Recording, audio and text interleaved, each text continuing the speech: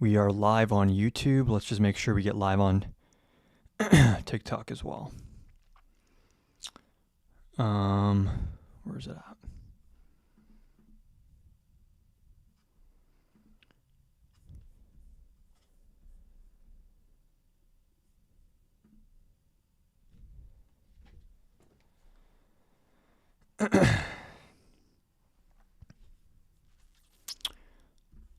Everyone hopping on. Just give me 1 second to get everything going.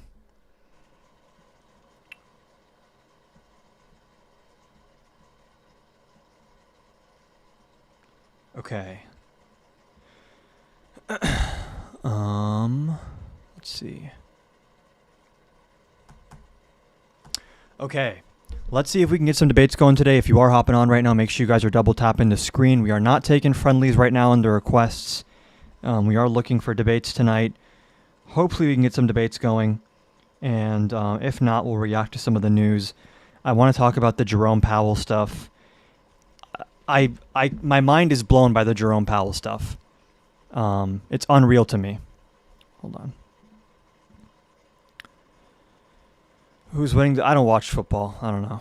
I don't watch football. Hold on. Okay. There we go. Wait. Invalid URL. What the fuck?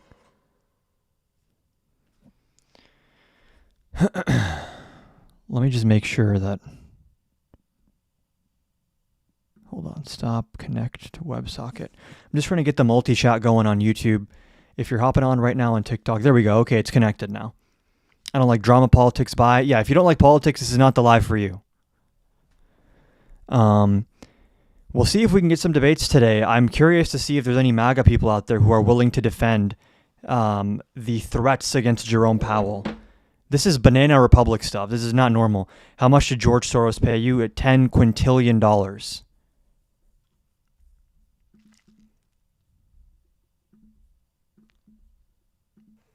Hey, Aldi. I do not associate with illegals. So what you just saw is pretty much the only type of person left in Trump's coalition. There's no one else. There's no normal, socially adjusted people. They're all either outright bigoted, or they're okay with authoritarianism, or they're just so ignorant that they're not paying attention to anything going on, and they live in some kind of alternate reality where things are all sunshine and rainbows. Those are the only three ways you can still be part of the Trump coalition. Anyone else, even if they're not left-leaning, they're like, yeah, I'm out. I can't do this. So anytime you hop on and Zoranite, we're not talking to friendlies right now. And maybe we're not talking to anyone because it seems like we're not getting any debate requests today, in which case we can just move on to the news, I guess. Did I go live after the Jerome Powell thing or no? Can someone remind me? If not, I want to watch the video. And I will mod you if there's a need for a mod. I think for now we're good. I'm trying to remember if anyone who watches, have I reacted already to the Powell thing on live or no? I don't think I have. Hey, how old are you? I do not associate with illegals. These people are weirdos, bro. Imagine like sitting in your basement in the dark, just with this recording ready to go. Oh yeah, as soon as he lets me up from the guest box, it's over. Get some friends, get a life, like go do something else. Twice in a row is corny. It's corny. Could you talk about voter suppression? That's my biggest worry now. No. The biggest worry right now is not voter suppression. The biggest worry is whether or not there are going to be elections where they actually count the votes. Because even if they suppress none of the votes, if the results are not tallied correctly and legally, it doesn't matter what the voter turnout is if they can just falsify the results, which I have been saying for months now, that Donald Trump at least is considering having the National Guard seize voting machines. And I referenced a specific executive order draft. And to anyone saying this is crazy, I'm referencing a draft that the Trump administration wrote up. So they're the crazy ones, according to your own logic, if you think it's such a crazy idea. This that they drafted in December of 2020 lays out the Secretary of Defense federalizing the National Guard in swing states and then sending in the National Guard to seize voting machines under the false pretext that Iran or Venezuela or the radical left have hacked our voting machines, and therefore the DNI has to take a look at the hacking and let us know what the real results are. Who's the DNI, you might ask? Tulsi Gabbard. So I want you to envision for a second that Pete Hegseth federalized the National Guard in Texas and Michigan, wherever else. National Guard is going into polling places, just picking up the voting machines and then walking out with them, putting them onto a van or a helicopter or something. What do we do there? Because, again, everyone's going to say, oh, you're fear-mongering, Lib, you're so crazy. Why is Donald Trump himself saying that he regrets not signing that executive order? The PDF for that executive order is online right now. It exists. I didn't write that. Far left radicals didn't write that. The Trump administration wrote that. And if anyone thought like, oh, this is fake, it's not real, he acknowledged it and said, I wish I had actually done that. So at this point, if you still support Trump, you have to at least say I'm okay with someone who is at least wants democracy to end, even if maybe they fail at doing that.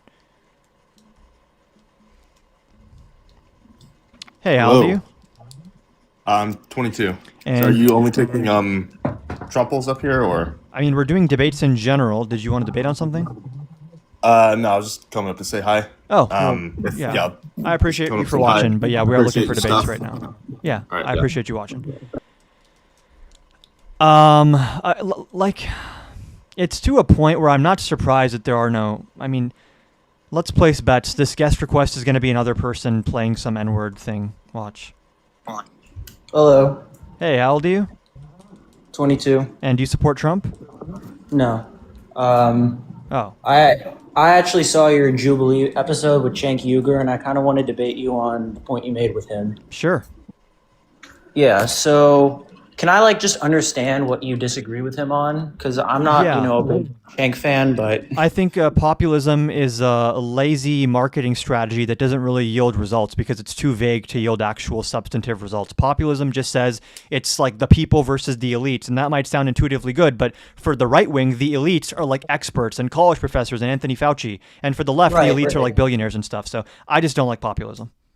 But do you at least accept that left-wing populism is fundamentally different from right-wing populism? Sure. Yeah. It's So do much you think less harmful.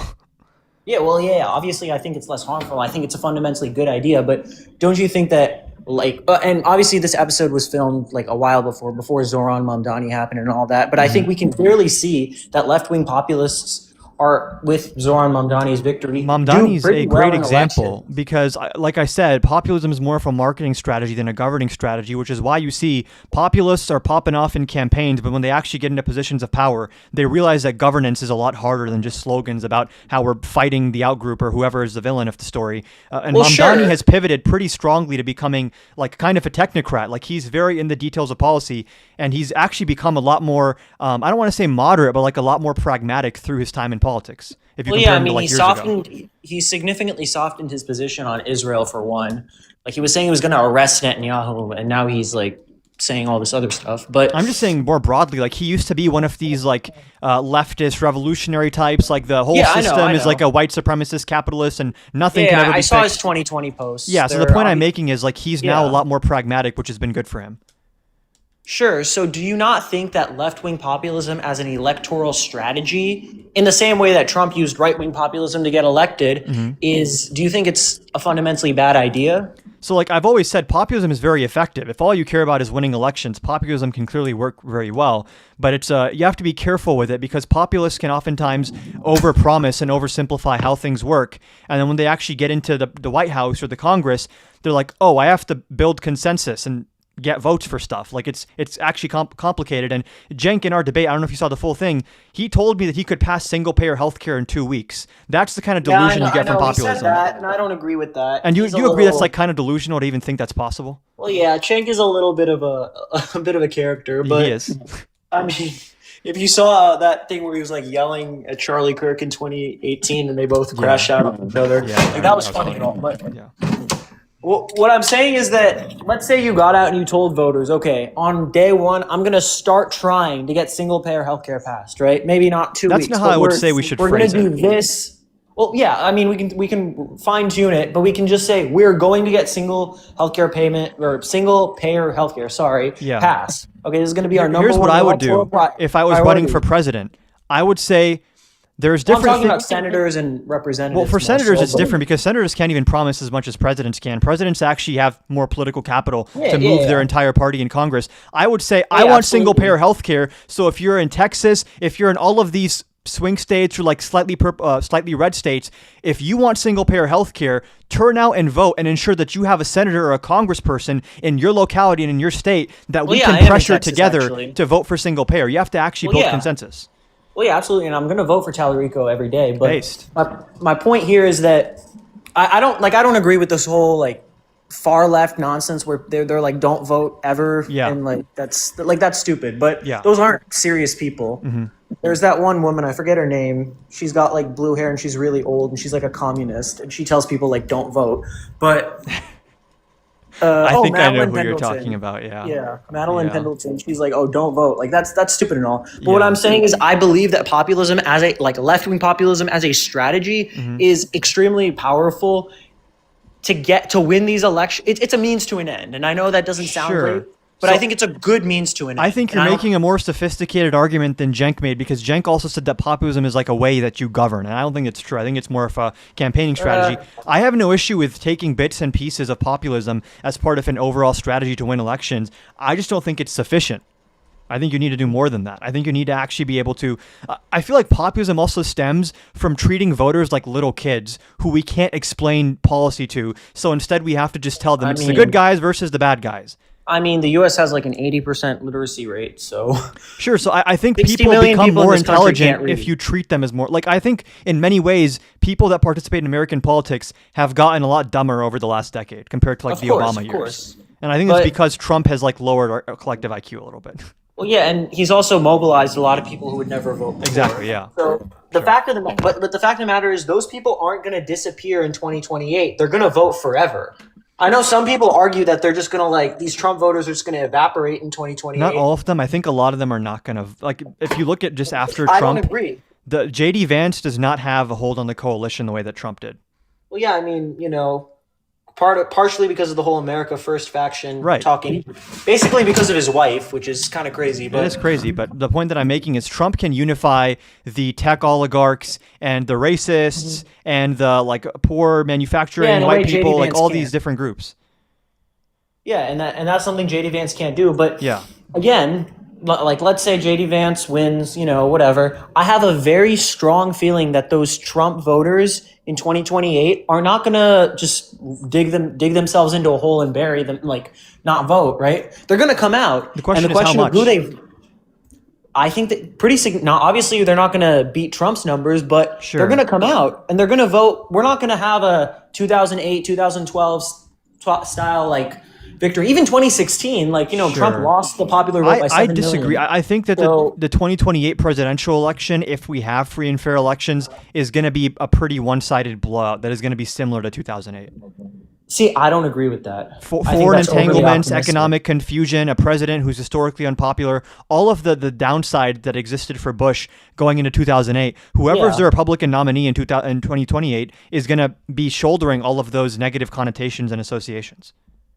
Well, yeah, of course, as any, you know, like when, you know, the parties are switching more rapidly than they used to, then like these people who are saying like it's going to be like 30 years of Republican rule or whatever, like obviously that's Yeah. bullshit. But again, going back to this point here where those Trump voters who came out heavy for him in 2024, especially, not so much 2016, but 2024 especially, those people are not going away. They're not going anywhere. And that's why I believe left-wing populism and, you know, if you slap a Carhartt, you know, fucking sweater on it and that makes them vote, fine. But I think left-wing populism will be an effective strategy of bringing those people over to the Democrats in a way that current, like, I don't know what you, like, specific Sure. So I politics think you specifically advocate when for. it comes to Like turning what the out Democrats are doing right now just isn't going to work. I think specifically when it comes to turning out young voters, populist rhetoric can be very helpful. Work for Mamdani, but the point that I'm making here is like populist left rhetoric is not like a golden bullet that's going to win us elections. Because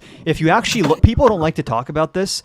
If you look at a lot of the polling from 2024, I'm pretty sure that more people thought that Kamala, in terms of overall voters, more people saw her as too left than they saw her as too right. Even though I feel like on the left, That's a lot of the true. narrative is that like, oh, Kamala was such a right-wing person. Like she's basically the same as Trump. I don't think you believe that. But the point that I'm making is like, there are certain ways in which, at least aesthetically and in terms of our language, it wouldn't be so bad to just moderate. And that doesn't mean you moderate on policy. I think you should actually become more progressive on policy, but then moderate a little bit with some of the rhetoric. And that doesn't mean you throw trans people under the bus or you stop expanding healthcare, but there has to be a tact with campaigning that takes into account that different things appeal to different people, and we can't just appeal to only one fringe group or like only the base. You have to be able to cover all your bases to win big victories. So it's a numbers game ultimately, right? And I think what we've done as a party is we've overestimated the number of those sitting on the fence moderate voters and underestimated the number of far left people who just don't vote out of principle, like all the Palestinian, like the super pro-Palestine folks in Michigan. I don't know if it would have been enough to flip the state maybe, but it could have, because a lot of these people, they didn't just not vote. They actively went and voted for Trump, people in the Arab community. Sure, yeah. I live in Michigan and I've seen it, but that's also an education problem, because if anyone thinks that Trump was going to be better for Gaza than Kamala Harris, like they're not paying close enough attention to what's going on. And the only point, because Elon Musk bankrolled all these ads true. that were painting Kamala as super pro-Israel. Yes, so and the only point that I would make there is that when you're looking at like how do you win elections, there's like people online sometimes like to pretend like this one golden bullet will, you know, those ads on like websites like this one pill doctors don't want you to know about, it's going to make you a fucking god amongst men. I just don't think that politics is that simple, and I think of course that it's nuanced. Right, I think a lot of leftists, populists, try to just say like, do you remember Forced to Vote, like maybe like 5 years ago in Congress? Like, What do you mean?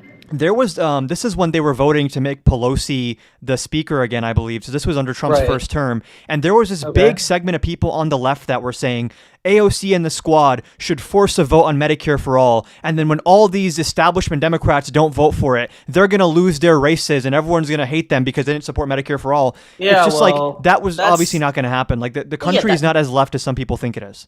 Yeah, and the country is not, you're right, the country's not as left as some people make it out to be, but I feel like the country's also not as moderate as people make it out to be, and we're underestimating the power of the progressive further left vote and overestimating the power of the moderate vote. And that's why I'd say that left-wing populism, I think both are popular, both are important in like different states, because ultimately like one of the main reasons that Trump won in 2024 is he did pretty well with independents. And one of the reasons that right now his approval rating is so low, approaching the high 30s. Yeah, his approval rating with independents right now is like, some polls show it's like 27%. And if you can't get at least like 40-50% of independents, you cannot win a general election nationally. You just can't. Yeah, that's correct.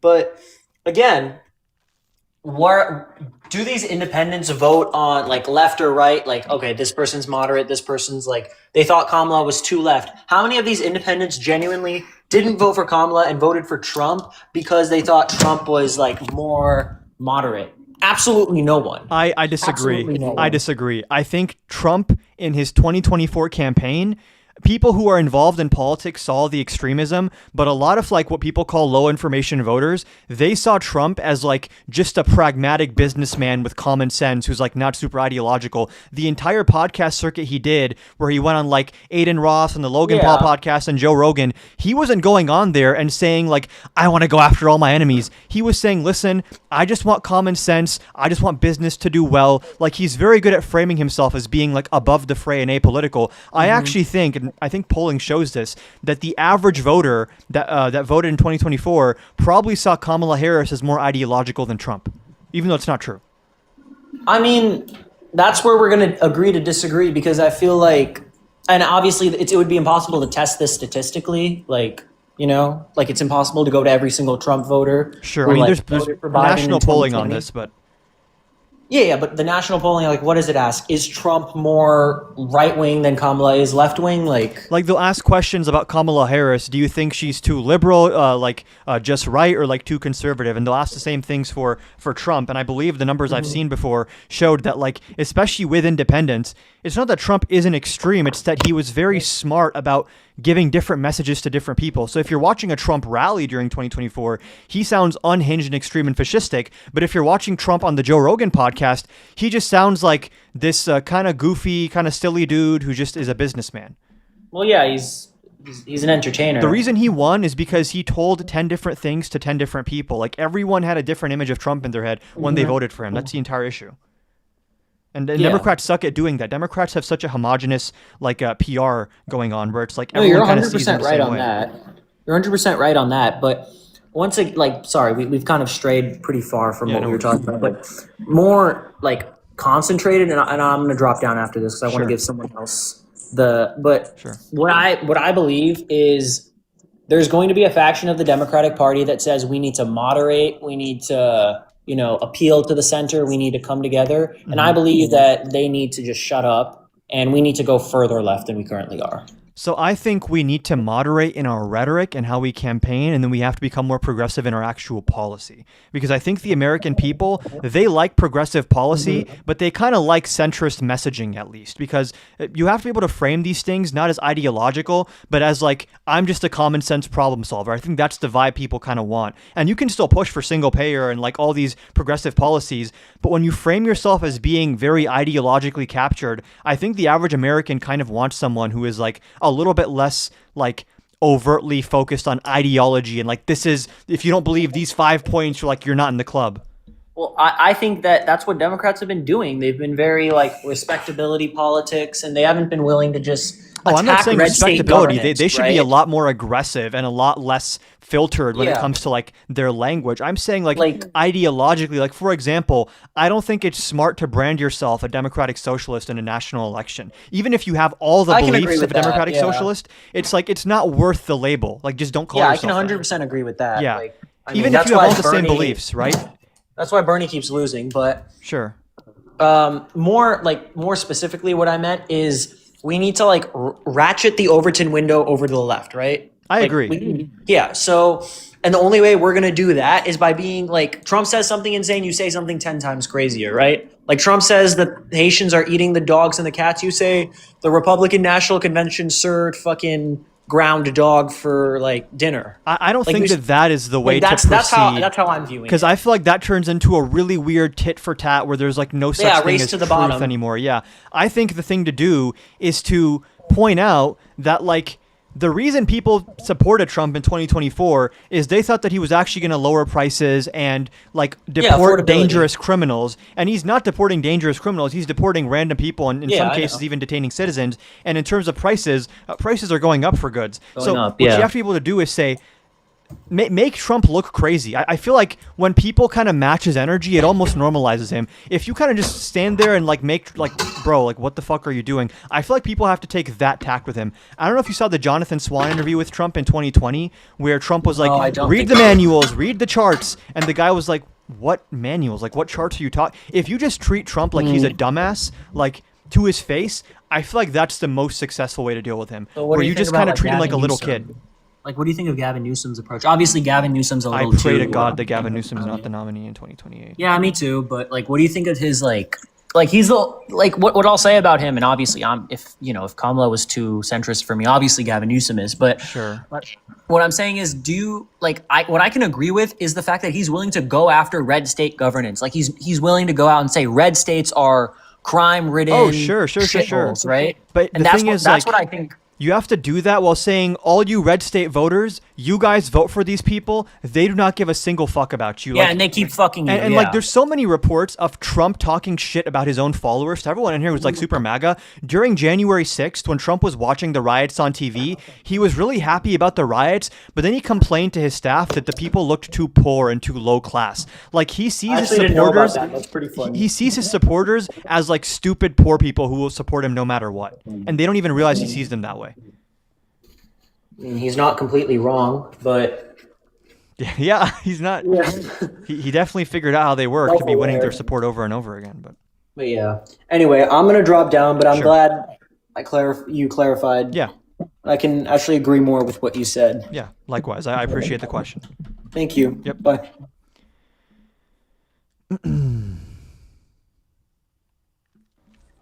Hey, how old are you? 46. And do you see the prompts on the screen right now? I do. Do you disagree with any of them? Rotation and then. Yeah, generally all of them. Yeah. You don't think Trump is corrupt?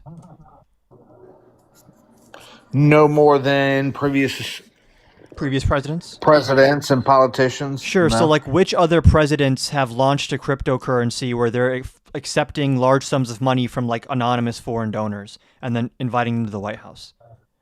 Well, since the crypto boom, how many presidents have there been during the crypto boom? So I'm not saying crypto. I'm saying that any private asset which they're selling while they're in office, and then people who buy the asset get to come to the White House. Oh, okay. Well,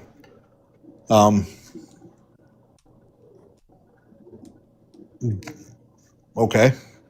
Do you agree? There's no other example of that, right? I think that's like the 1,000th thing to worry about. That the president is making over $1 billion in less than a year from a private asset where we can't even see who's buying it because it's anonymous because it's crypto, and we know that at least some of these people are like oligarchs from Russia and China who have ties to their governments, and this isn't concerning. No, Why not? it's You just don't not think that he would something have that. a conflict of interest? I mean, there's about 1,000 things I can think of that's more important than that, and we should focus In terms of our corruption? energy on. Well, no, just the problems in the world, Sure, I'm just saying within the category and of yet corruption. corruption's one of them. Sure, within the category of corruption, what's happening right now that's like worse than what Trump is doing? If you can get rid of 90% of the corruption and have one little thing, It's he's not doing little. it, I mean- he's made billions. what What other you presidents got made proof billions of of that? dollars Is there from- actual evidence of that? Yeah. You can just Okay, look at what's the that? market cap of his stablecoin and his cryptocurrency, and you can look at, like, he announced the cryptocurrency 2 days before his inauguration, and I'm not even mentioning the $2 billion deal that the UAE and Binance did using Trump's own stablecoin. And right after they did that deal, the market cap of that coin went up 1,500%. And all of a sudden, Trump pardons the former CEO of Binance, who's in prison, or rather commutes his sentence, who served prison time. And then he allows the UAE to get access to extremely rare AI chips, which they could sell to China. That's like the most obvious quid pro quo I've ever seen in modern American history.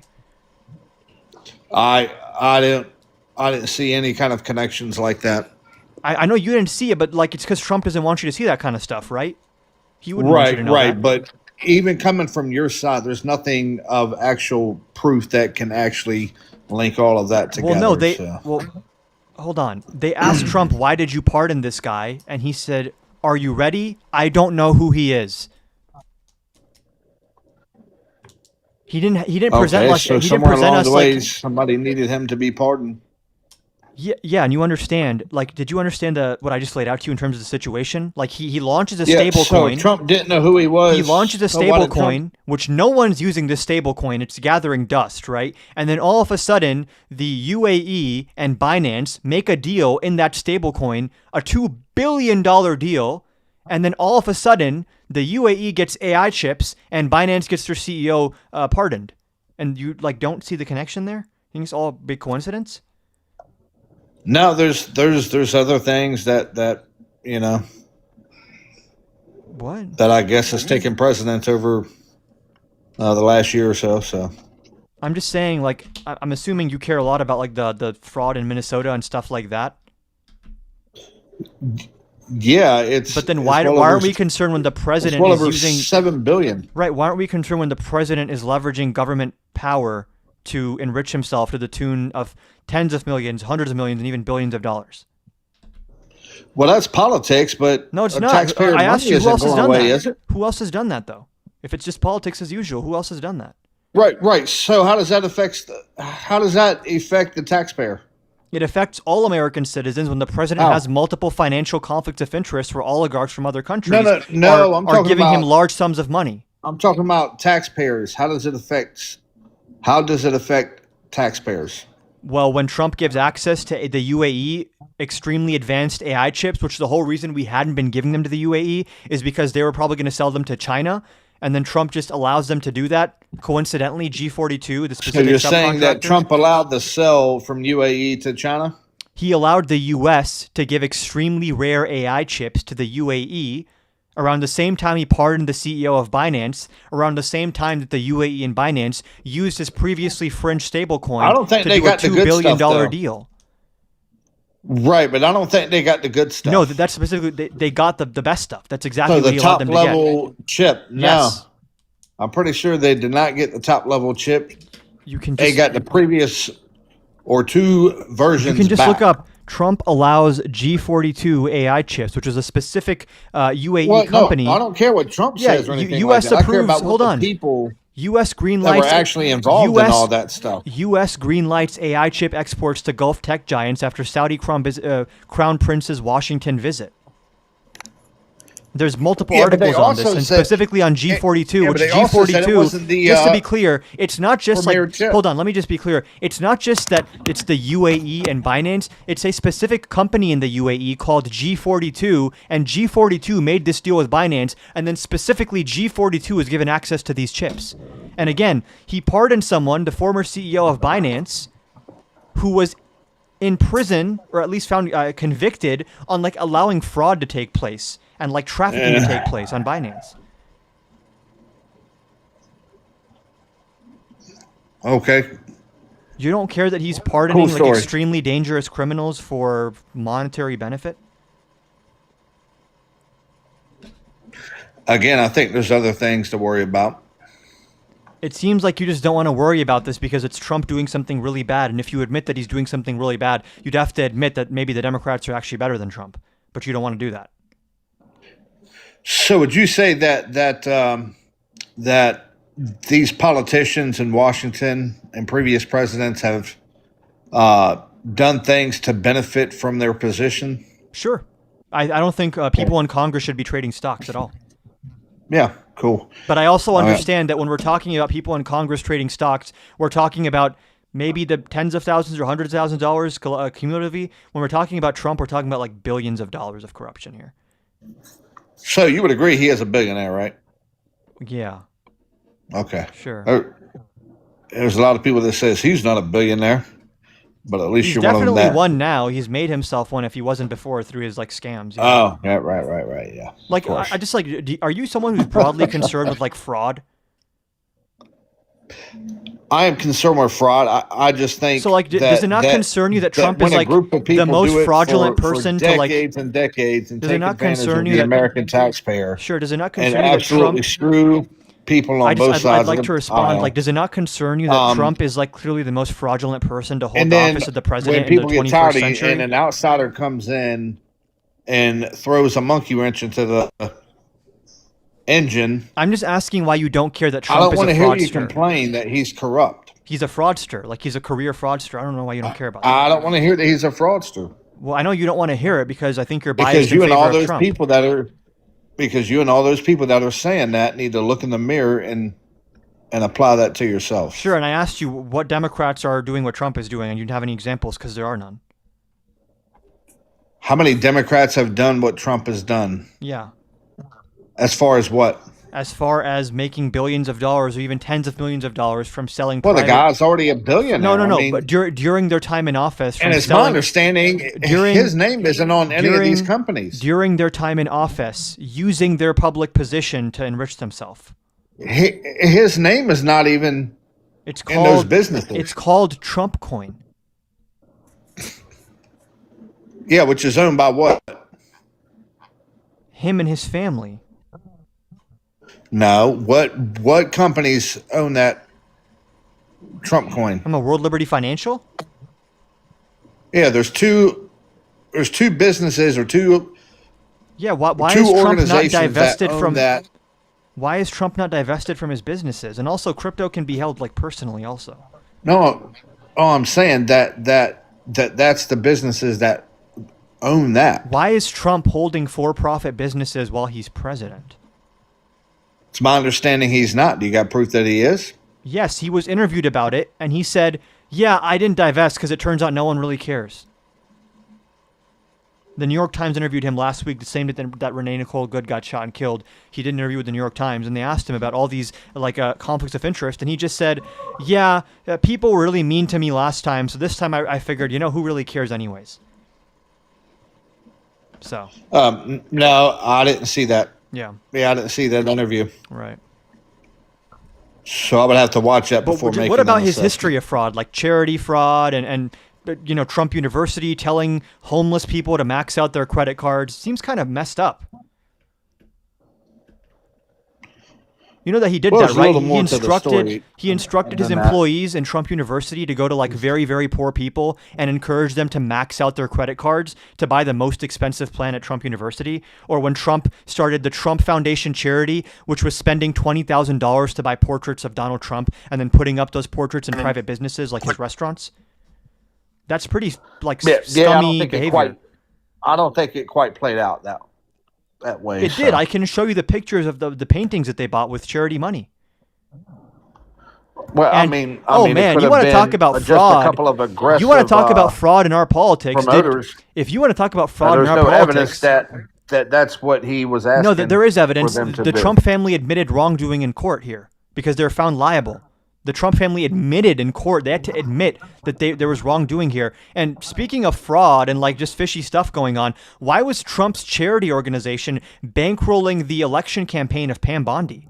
And now she's the attorney general.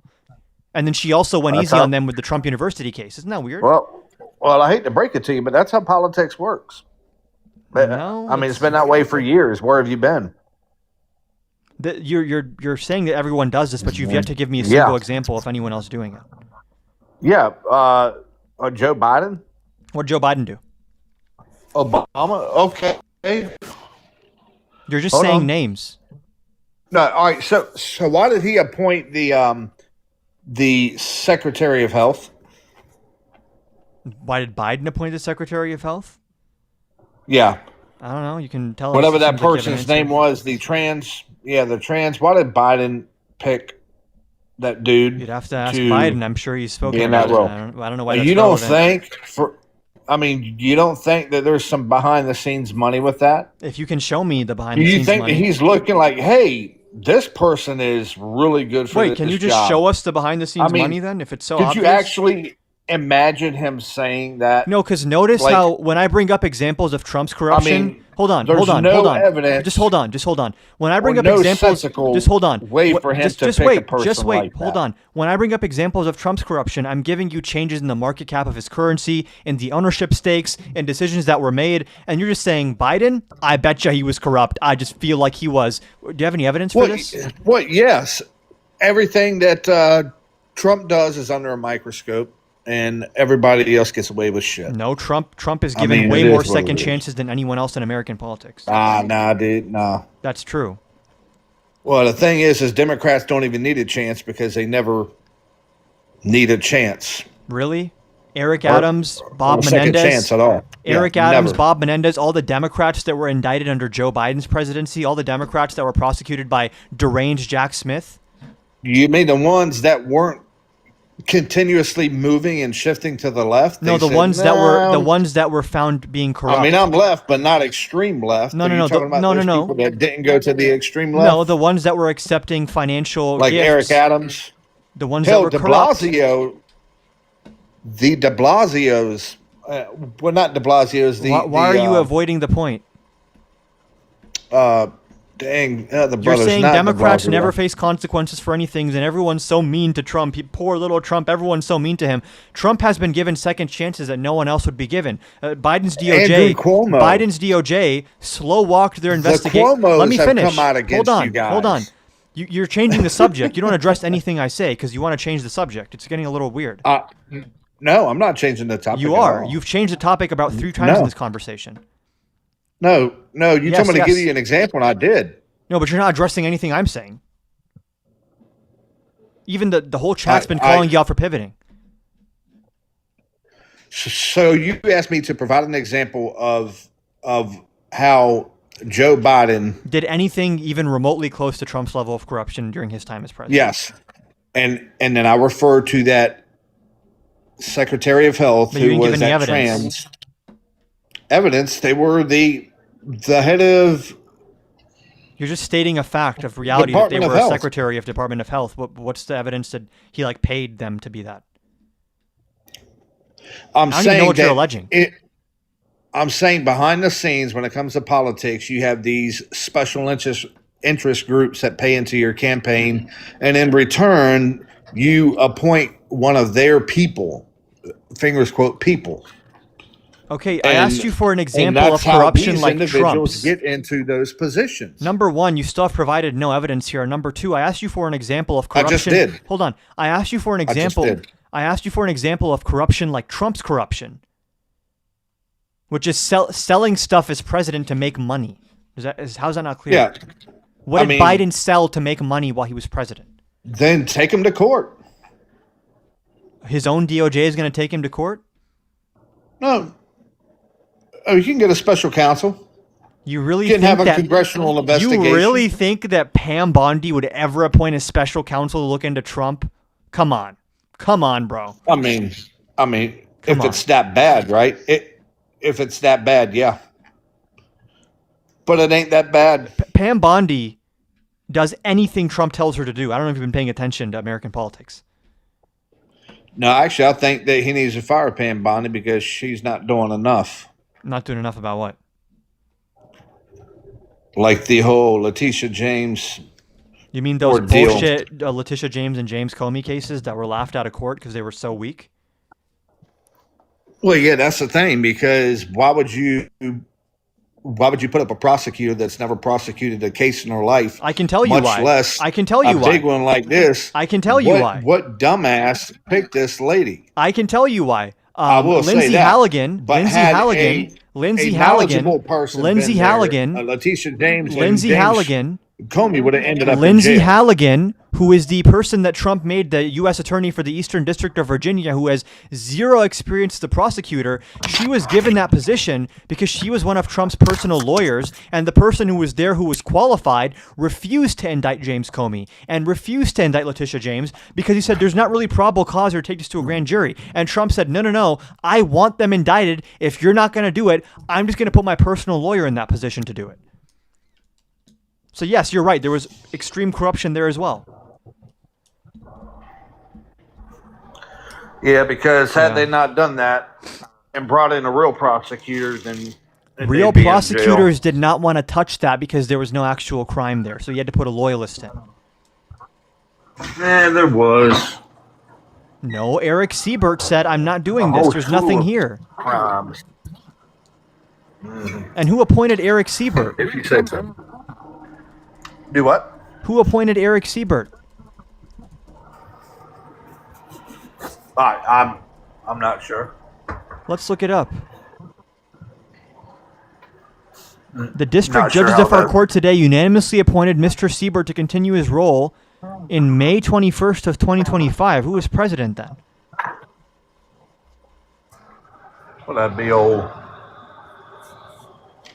one and only. Eric Siebert was appointed as the U.S. Donald J. Trump? Hold on. Eric Siebert was appointed as the U.S. interim attorney for the Eastern District of Virginia by the Trump administration on January 21st, 2025. So Trump's own hand-picked guy who's in that position said, listen, I know you want me to prosecute these people. There's no case here. And Trump says, that's fine.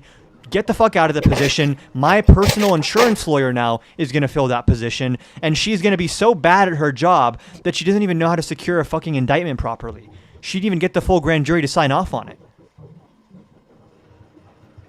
That's also where corruption. did you So you get just all brought this up another info example from? of corruption from Trump. Lawfare. So where'd you get this info from? Where'd I get this info from? I mean, it's on... There's video of this. I mean, it's on the DOJ website. Yeah. Wait, are you disputing that Eric Siebert was appointed by Donald Trump? No, I'm just saying I haven't done a deep dive in it Then why do you have such strong opinions on it? because Because me When you guys personally, do if I don't so know about wrong- something, I don't have strong opinions on that topic till I learn more about it. because even though I may not agree with that, it still pales into comparison of what you guys stand for. It doesn't, though. It's way worse than anything any Democrat's ever done. No, it's actually not. Did Biden use corruption in the DOJ to go after his opponents? The way that Trump's Actually, doing now? yeah. Yeah, how so?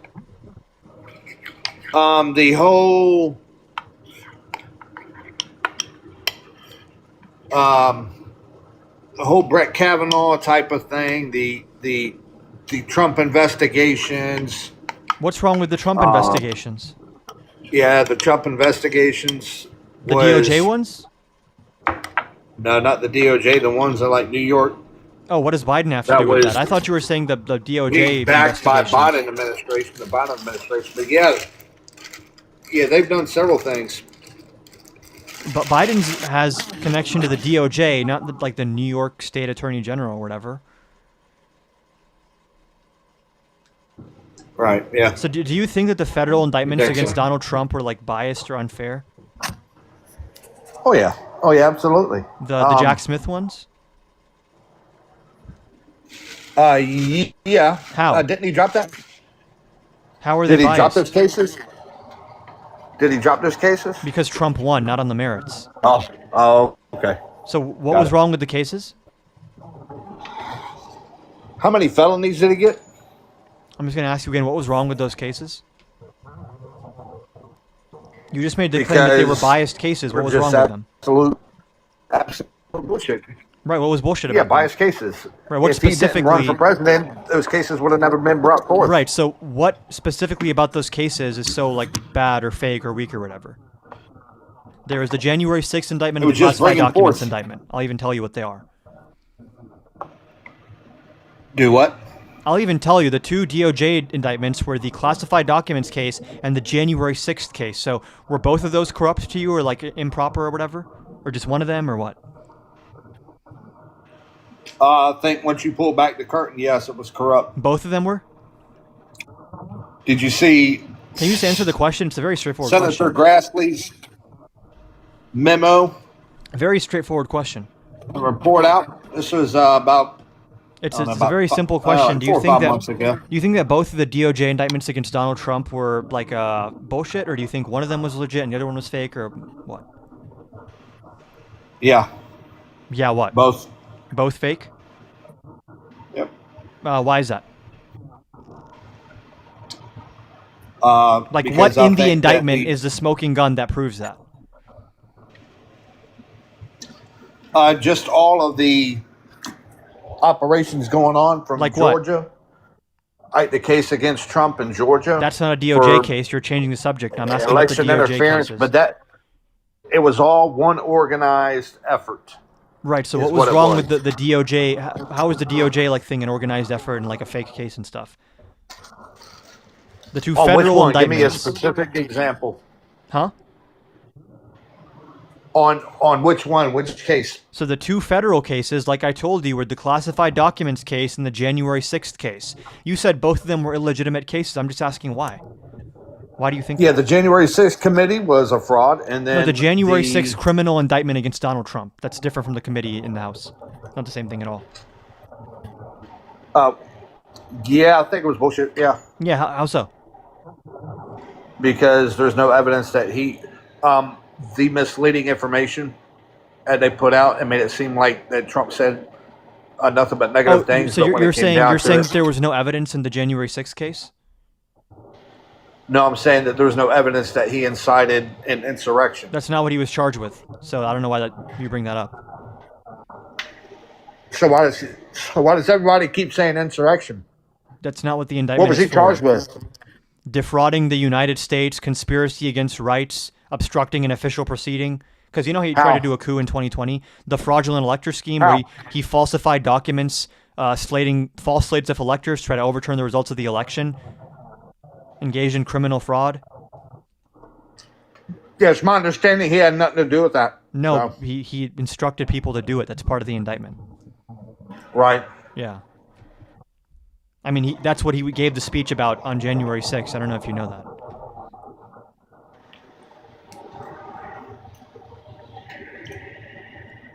Like, what is your understanding of what Trump did surrounding the I think 2020 you meshed election? these stories together.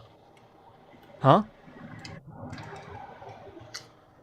I said I think you mesh these stories together Which stories? and like mix them around. I think you were doing that. You tried bringing up the 34 felonies in New York, tying them to the DOJ, tying them to RICO charges in Georgia. These are all very different cases with different jurisdiction, different crimes alleged. And then I'm just asking you specifically on the January 6th case against Donald Trump. And it's funny how they all came about at the same time, That's not even true. and then half of them dropped. And you know why those cases? I mean, they dropped because Trump won, not because there was Like the anything wrong Russia with the cases. investigation. Do you remember the Russia investigation? Yeah. Yeah. How did that turn out? You want to ask George Papadopoulos or Michael Flynn or any of these people that were involved in, like, you understand people were convicted in relation to the Russia stuff, right? I can look up an exact list. I don't have it off the top of my head, but there are people that worked for Trump that were convicted, at the very least indicted in relation to the Russia stuff. Yeah. And this is, again, someone pointed out very intelligently, you're pivoting again.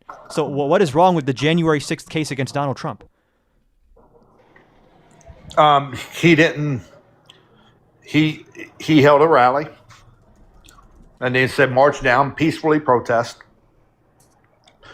What does this have to do with the January 6th case, though? Because what happened January 6th? I'm not asking you what happened on January 6th. I'm asking about the indictment against Trump, the January 6th indictment. Okay, and what was the indictment for? I just told you. Defrauding the government. Conspiracy to defraud the United States, conspiracy to obstruct an official proceeding, obstruction of an attempt to obstruct an official proceeding, and conspiracy against rights. And how did he do that? By simply having an event and then protesting. How did what he said? I can answer that. Yeah, go ahead. Conspiracy to defraud the United what I've been States asking you. is because him and his legal team created false slates of electors in states like Georgia and Michigan and Pennsylvania, where Biden had the state legislature certify electors for him. They Dude, talk about hold a on. pivot. Let me finish. They fraudulently We're talking about January hold on. 6th, and you're yes, pivoting. this is about January 6th. I'm surprised you don't know this. Stop pivoting. No, this is wait. Do you not know? Wait, why do you think that Trump wanted them to protest January 6th? Why that day specifically? What was happening on that day? Do you even know? Dude, just land your plane and don't pivot. Hold on. I'm explaining why I'm staying on the topic. It seems like you think it's a pivot because you don't know the connection there. So I'm going to ask you, why do you think it was January 6th, specifically that date that this happened? Why Trump picked that day? I don't know why. It's the day that they were certifying the electoral votes, right? Mike Pence had to do the certification. Yeah. Right? Okay. And then the Trump team And? created they filled out fraudulent documents illegally saying that these are our electors to elect Trump that were not certified by any state legislature. Yeah, that's happened a couple of times in history. Yeah. No, it's never happened before. Yes, it has. Nope. Yep. When? It's happened at least 2 other times. When? This was back. If you're thinking What, of the Hawaii thing, 1973? it's totally different, by the way. It's 1973. And what happened there? It was just 1 or 2 fake electors. No, you're talking about state legislatures holding off on certifying electors while votes were being counted. I'm talking about someone fraudulently No. filling out documents illegally with no connection to the state legislatures and then trying to submit those on January 6th as being lawful slates of electors. It's not the same thing. Yes. So this has happened again It's never happened. 2 other times in the history. No, it hasn't. It has. Okay. You're lying. I mean, you could say it hasn't, but You can, if you want to say it has, you have to has. give us evidence of that, right? You can't just say it. You're making a claim. I justified my claim. You haven't justified your claim. oh my gosh, are you really trying to do that? Would ask you for evidence for your arguments? Yes.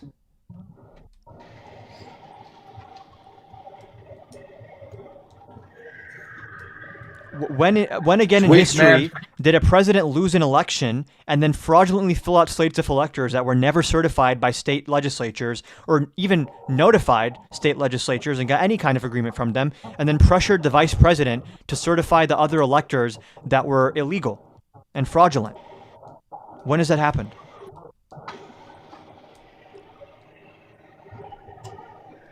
It's happened 2 other times. Give us one of those times. You said I said I 1973? believe it's 1973. Yeah, and what happened in 1973?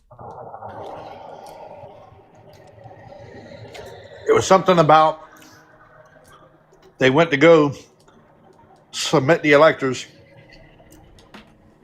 and they shouldn't have.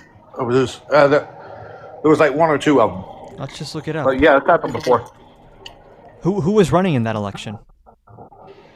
I can't remember. So, like, who did this?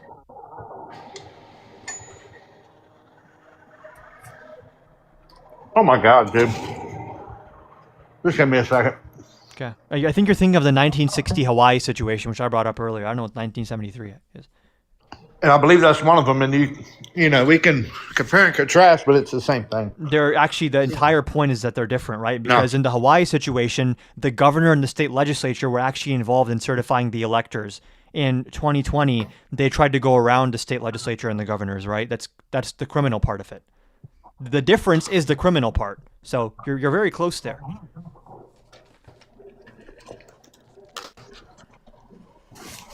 Hold on, let me find it.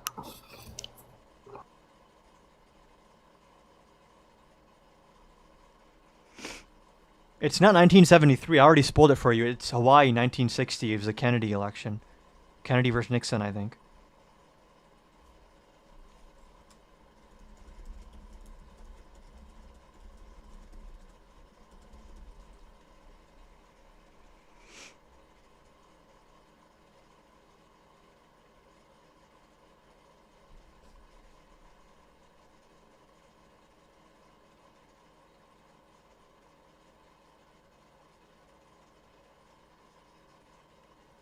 Let us know when you have something to say.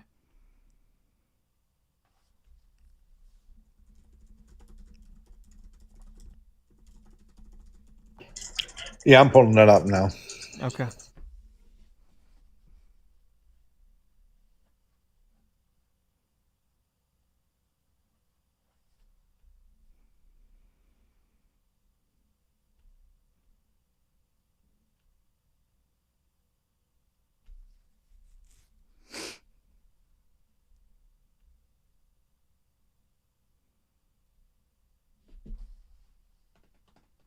Spoiler alert to everyone else here. The difference in 1960 and 2020 is that there were actually legitimate recounts going on and things were being adjudicated by the courts. So both candidates had slates of electors ready to go in the event that the recounts and the court processes showed someone winning. What happened in 2020 was that after the recounts, after states certified everything, after the Trump campaign made all their appeals and failed all their appeals, after that, they made a fake slate of electors. And they didn't try to have them certified by the state legislatures. When that failed, they just went straight to Mike Pence. So.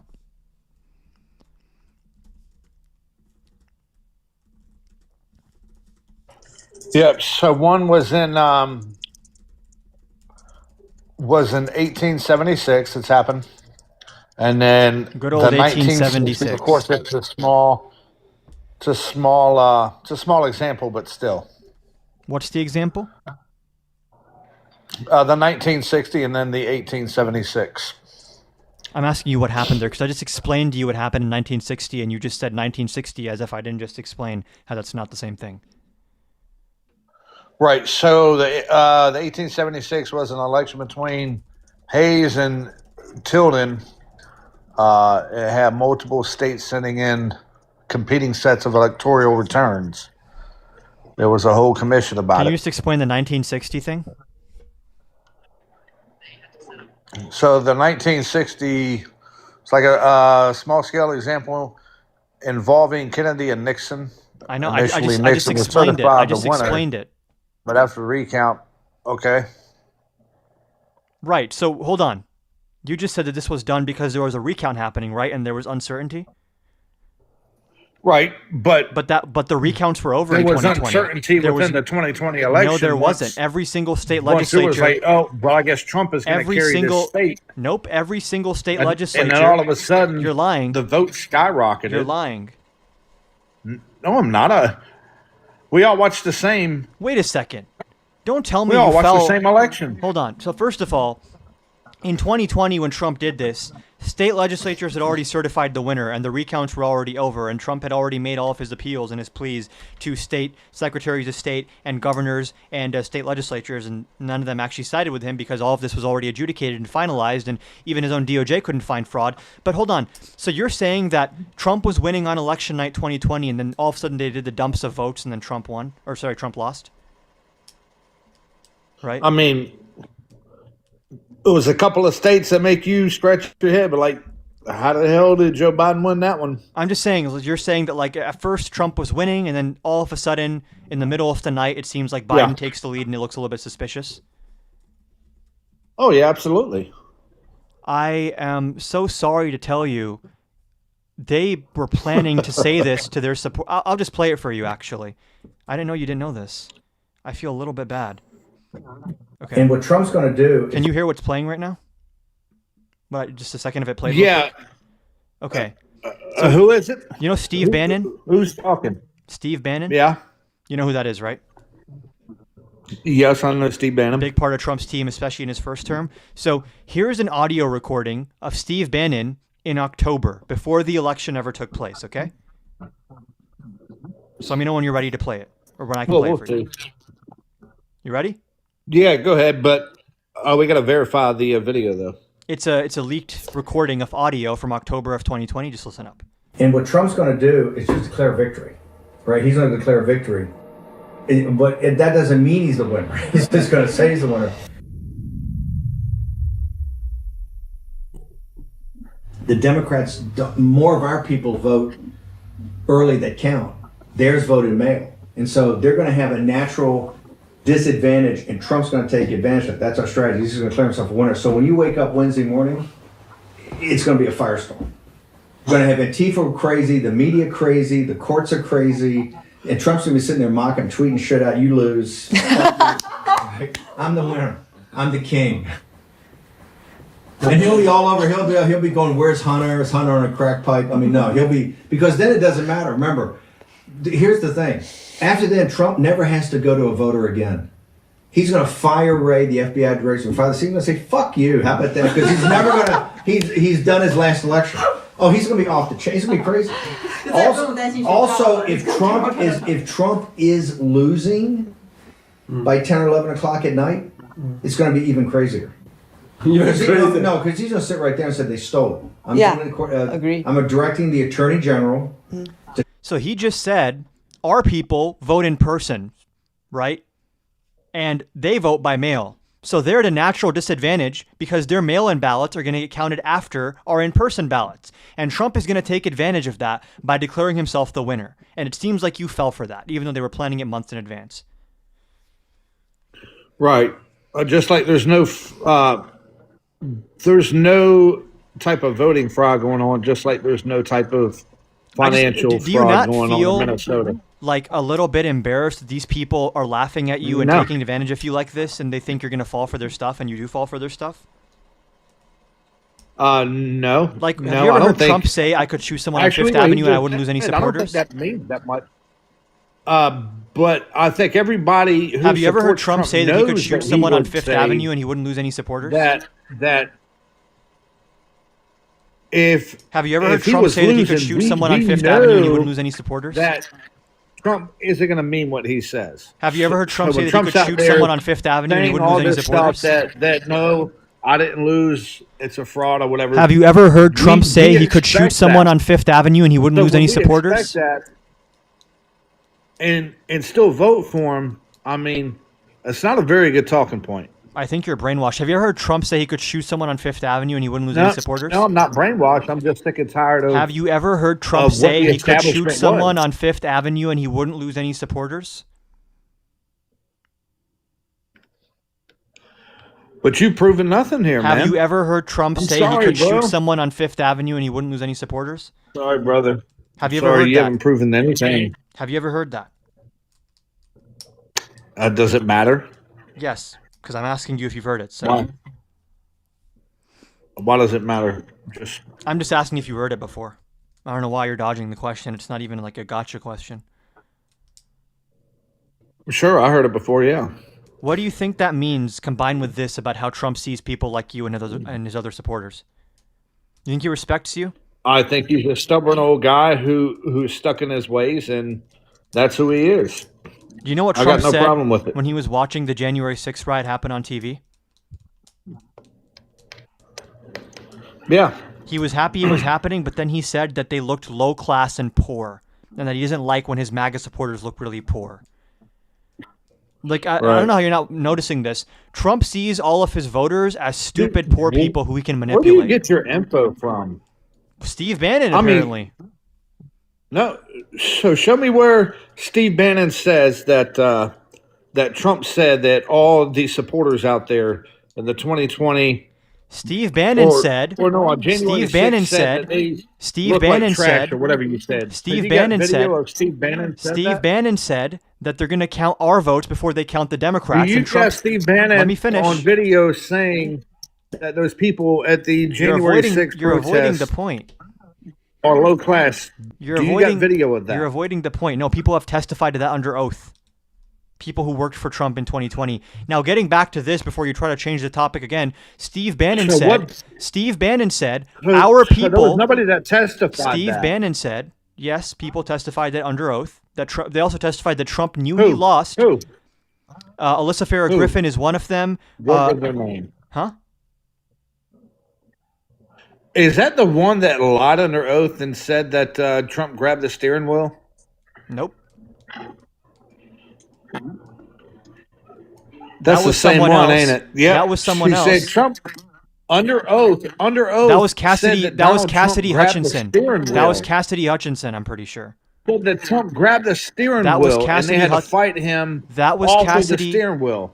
And then the Democrats Sir, how old are you? lied and hid the fact that they prevented those agents because those agents that Sir, were how old are actually you? in the vehicle, and she wasn't, but they were actually in the vehicle and they were wanting to testify. Someone's saying it was Jenna about it. Ellis. Was but this the Jenna January Ellis? 6th committee did not. Was this Jenna Ellis or Cassidy Hutchinson or Alyssa Farah Griffin that testified this? People are saying Jenna Ellis testified about the steering wheel thing. Sir, I'm going to ask you, how old are you? Because I'm becoming concerned for how deeply indoctrinated you are into this. Like, I'm genuinely concerned that you don't see these people don't respect you, they don't care about you, they're manipulating you.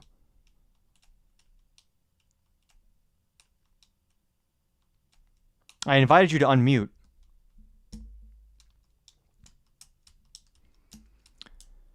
Someone said Jenna Ellis did, Alyssa Farah Griffin did, and also Cassidy Hutchinson did, right? It wasn't just one person who testified. And it was all BS. You're just saying And then the that. Democrats hid the, well, I would say hid, but blocked those two agents from I actually testifying. feel really bad for you right now. So I just played you a clip. But you didn't know that, on. did you? Hold on. I just played You you a didn't know the clip. Democrats I did just not played you allow a clip. those agents to testify. I just played you a clip of Steve Bannon saying that they're going to That's count. crazy, dude. Just let me finish. That you I just can't put- see that and see something You're that's so seriously desperate. wrong. You're so desperate to pivot. Just let me finish my sentence here. You just heard. No, I'm not pivoting. You just heard MAGA, the MAGA coalition, basically planning, at least the higher ups, that when election day comes, Trump's going to have a lead at first, and then Biden's going to get the lead afterwards, and we're going to take advantage of that. And you don't feel like they're manipulating you? One, Because you fell for I it. gotta Hook, line, and verify sinker. You fell for it. I gotta verify the authenticity of that video and Let's make say sure it's not authentic. AI generated. Let's say it is authentic. And was- then at that point, There was no AI when this came out. I would have to do a little research to see if it reads the way I'm currently The reading. Democrats, So. more of our people vote early that count. The Democrats, more if our people vote early that count. Theirs voted. Theirs vote in mail. And so they're going to And so they're going to have a natural disadvantage. natural Oh, disadvantage, and Trump's going to take advantage of that. That's this is a Trump's going to take advantage of that. That's our strategy. And I'm showing you Is he? they're planning to manipulate people like you, and you're still falling for it and defending Yeah. them when they have no respect for you. They see you as expendable. Right. They see you as a useful idiot for their cause, and you're not upset about that for some reason. I have more respect for you than Just Donald curious, Trump does. how old are you? 24. 24. Ah, How did you feel when the representative Why for are the you United changing States the went before the subject? United? Because I think you're a Johnny come late to the politics, which is why you're not understanding what I'm saying. Because you haven't lived and seen enough to understand what I've seen and And lived. you've apparently lived And there's so a long reason that why you've lost me and track of people certain like things. me, who's been around the nation, who's been around the world, I've seen a lot.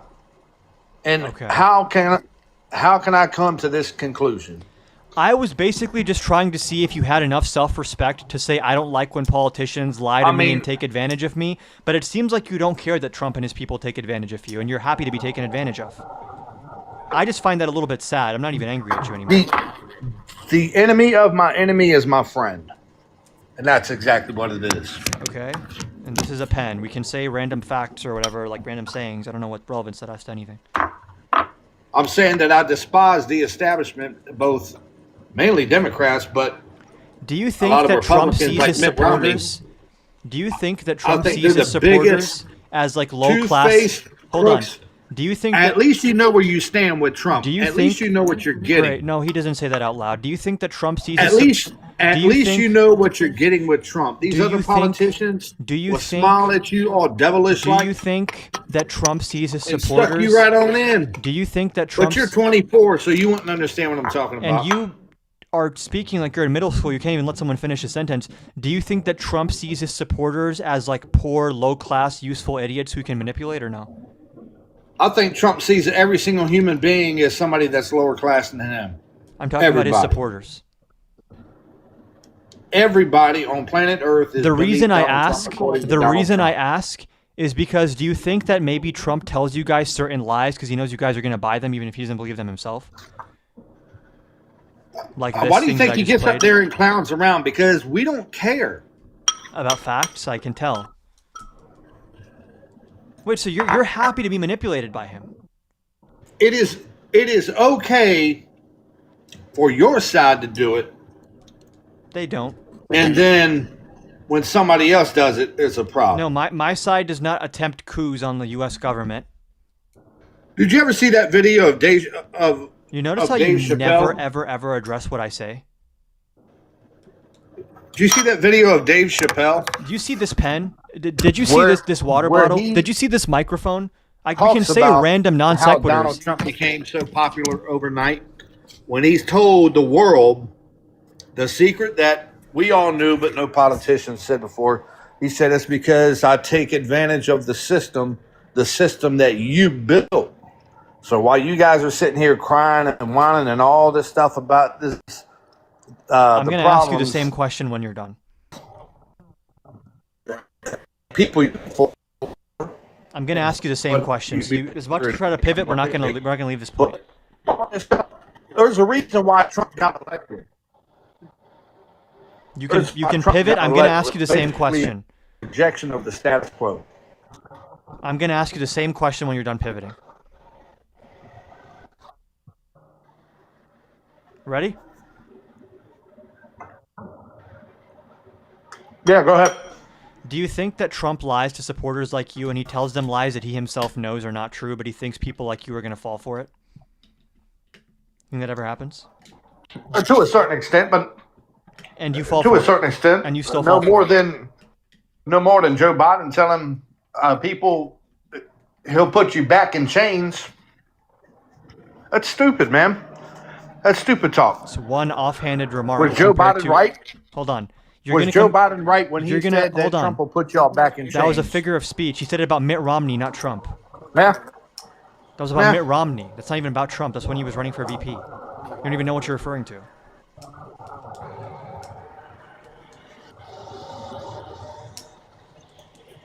Do you think that kind of rhetoric is good? It's a figure of speech. It depends on the context, doesn't it? You don't care about context? No, You don't care about it's context. not a figure of speech. Hold on. You don't care about context. Apparently, you don't. It seems. Wait, you think Joe Biden was telling people that Mitt Romney was going to go door to door with metal chains and tie people up? That's what he was trying to say? You want to talk about context, but ignore what happened January 6th when Trump was talking.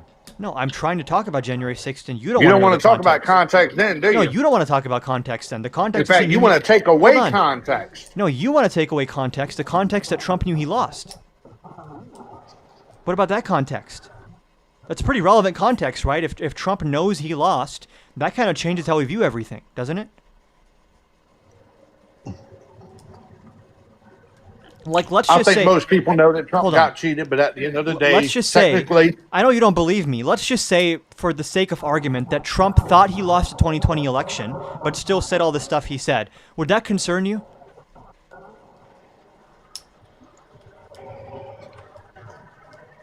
if Trump didn't win the election, No. If everything did. happened as it happened, but deep down in his heart of hearts, Trump believes, I lost the election, but he still says everything that he said, everything still happened the way it happened, would that be concerning to you? That this No. guy it doesn't even believe what he's telling us. no, it wouldn't be concerning to me because I know Donald Trump, You know him? and you don't. Well, how long have you known him? Well, like you see people on TV, you see videos of them You trust I've been someone seeing him based on since- videos of them on TV? since the 80s. I mean, the 1980s. Wait, so you have like a deep interpersonal trust of Donald Trump based on TV clips of him? No, but I got a perception of him. Yeah, which is from the media, right? And do you think the media is giving you an accurate perception of Trump?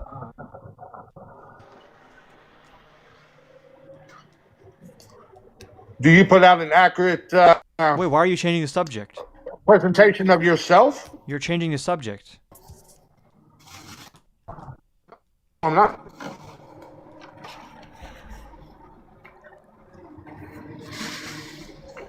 That conversation was not going anywhere. If you're enjoying the live, make sure you double tap the screen. We're also live right now on YouTube, Cash App, PayPal, and Venmo on the link tree in my bio. Hey, how old are you? Hello? User, whatever, 723, I don't know what the numbers are after user. You there? Going once, going twice, okay, bye. And the other guest request just withdrew his guest request, so. Debates are not very long-lived. It's double tap the screen. I'd love to do some debates. I really would. This is why no one wants to do debates, is because they don't know what the fuck they're talking about half the time.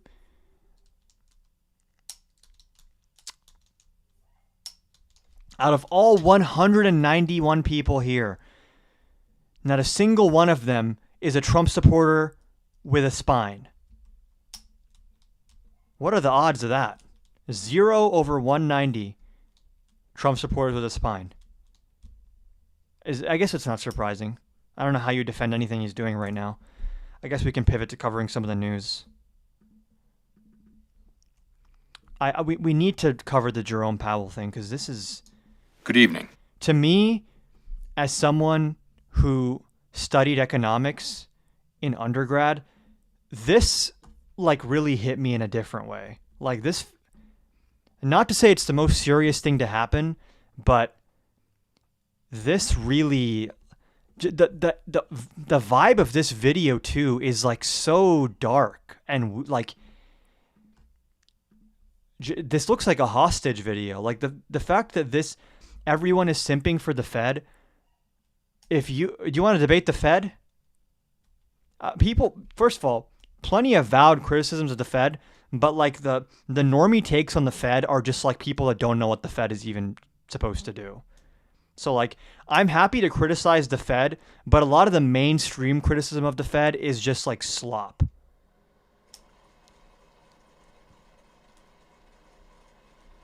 Jerome Powell's old. He won't look good in any light. Yeah, but if you don't understand that he is like afraid here and that he's being pressured by the head of state to interfere with monetary policy, and you don't see the issue there.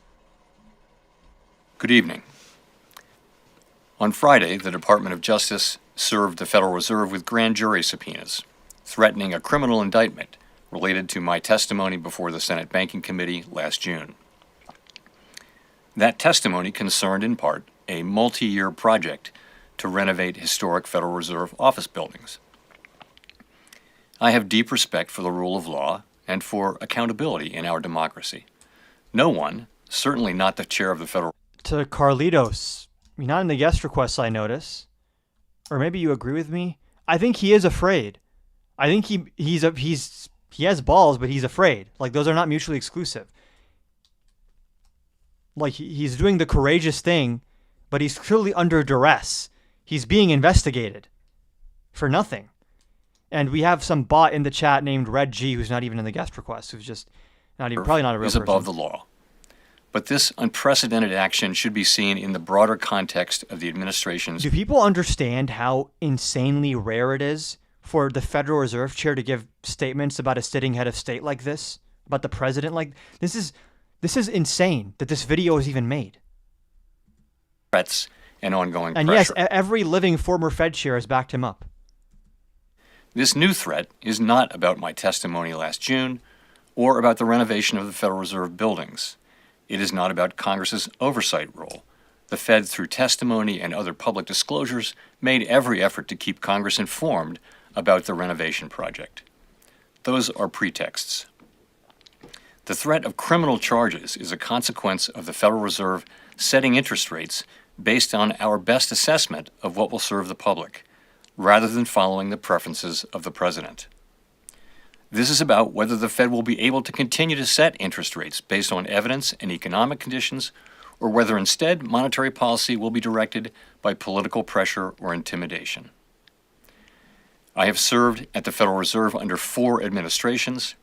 Like, I understand people will always, like, stick their nose as far up Trump's ass as they possibly can. They'll find a way to go deeper if they haven't already, because they'll say, oh, the Democrats did worse, or the deep state did this, or blah, blah, blah. But when it comes to his attack on just empirical data, does anyone here want to explain why they're just, like, attacking researchers and attacking people that just collect data? Can someone explain that? Like, why are they attacking scientists and, like, economists and stuff? It's one thing if they attack their political opponents, which is still fucking unhinged and illegal and insane. But when someone goes a level beyond and starts attacking apolitical, non-political institutions that just collect data, because they're all lying about him, we trust Trump. You don't trust him enough to be confident in your opinions because you're not in the guest requests. So you only trust him enough to express your opinion in a TikTok live chat, but not enough to actually debate in favor of him. So that tracks, I guess. Republicans and Democrats alike. In every case, I have carried out my duties without political fear or favor, focused solely on our mandate of price stability and maximum employment. Public service sometimes requires. And like, whatever you think of Powell, there is criticism of Powell around the transitory inflation remarks towards the end of COVID. He was wrong on that. But then everyone said a soft landing was impossible. And he literally did it. And no one gives him credit for that. Like, I'm not saying Powell's like the best Fed chair to ever do it, but he's definitely above average.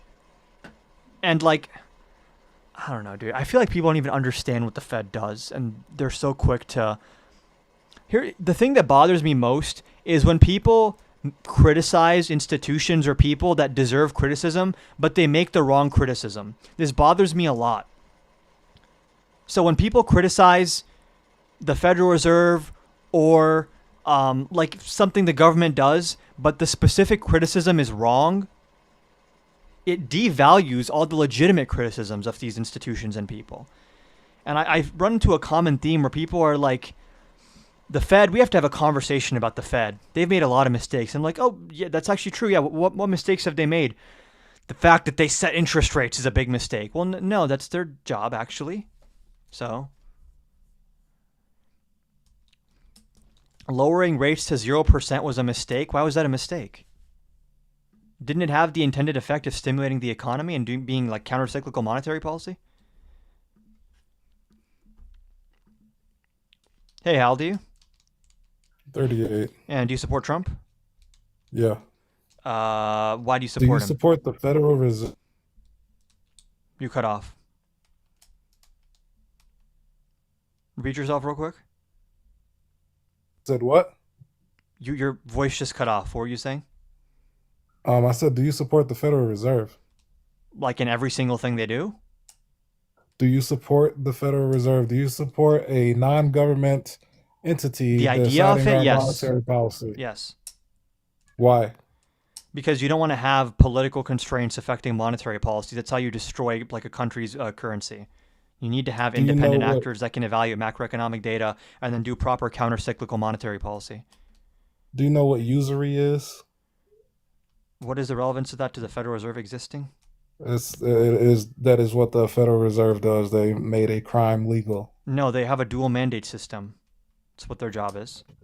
Well, can you look up what usury is, please, so we can have the same conversation? Yeah, but you're trying to ascribe. Do you disagree that they have a dual mandate, or I just want you to know what the crime usury is. So They're not that we committing can a have the same crime. conversation. this is just high interest rates? And okay, So what's the issue with the law dual is that mandate interest system? rates- It doesn't. You just made that up out of your ass. It has nothing to do with what I'm talking about. We're talking about whether the Fed is a good thing, right? Right. And you're so saying what the I'm dual, telling just to you be clear, the is dual what- mandate has nothing to do with the Federal Reserve, is your claim. So I don't care about that. What I'm telling you You is don't that care about there's what a the Fed law. does. You just want to talk about something Are you else. gonna Okay. listen? Are you gonna listen? Yeah, if you talk about that, the way the Fed You're actually trying works. to, you're trying to make me have a point that's not my point. And if you could actually listen, then we can have a conversation. If you're not capable You're of doing that, the other then way I can around. just You're not leave. accurately describing what the Fed is. I'm telling you my perspective, and you're trying to tell me my perspective. And you I'm just don't telling know you me. the That's actual problem, reality of sir. what the Federal Reserve is. Sir, And you're the giving me your problem is interpretation. You're trying to tell me Go ahead. something that you don't know. Thank you. Just go ahead. Usury is a crime. It's a crime to charge over 10%. And they have done that to the American people over the last 5 decades. It is a problem. It needs to be resolved. Trump is trying to resolve it. You're shaking your head no. So you think people should pay over 10% interest? That means I'm giving you money for absolutely nothing. Hold on. You believe How does that the that's Fed? a good thing. How do you think the Fed works? Like, what does the Fed do? How do they Excuse affect? me. How you does the Fed believe affect interest that rates? That is a good thing. How does you the Fed? believe that that is a good thing? It depends on the circumstances. I'm asking you a question. It depends Do you on the think that people circumstances. should pay over 10% interest. It depends for on anything. the circumstances. No, it doesn't. If you have like hyperinflation, you probably want to raise rates. Yeah. That's insane. You're just insane. You can just say that's insane, but wait, have you studied math? macro ever? Yes, and what you're saying? Wait, is you studied ridiculous. macro? You don't know what the For dual you- mandate for is? you, for you to say, I didn't say I don't know what a dual mandate is. What is the what dual I'm mandate? telling you is we have a non-government entity making fucking laws whenever they fucking decide to, and that's They problematic. don't for make a system laws. They that's influence supposed to the be run by risk-free. law. They influence. make monetary policy. How do they which do is that? law. How do they do that? How do you think that like actually works in practice? They come out with the interest rates, which is a How problem. specifically do they change interest rates? What do you mean? How do they change it? They decide. If the what Fed rate says is. They we can want to go up raise points. let's just say They the Fed can go says I up want to points, raise. or they can go down points. Let's just say they the shouldn't Fed- be saying anything because they're Let's- not a Federal Reserve. It's a lie on its face. First of all, it's not fucking. You're federal. filibustering. I'm trying to Second of all, ask they you a shouldn't very be simple creating- question. They should not be creating monetary policy. Let's say that because tomorrow- that is the job of Congress Cool. Let's say that tomorrow the Federal Reserve per wants the to. Constitution of the United States. Great. Let's say that tomorrow the Federal Reserve wants to lower interest rates. What do they actually do to make that happen?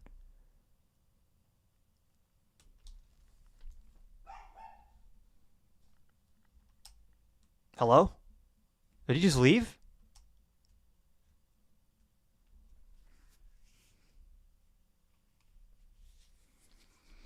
This is a perfect example of what I said. There are many valid criticisms of the Federal Reserve. In order to make those criticisms, you have to know how the Federal Reserve works.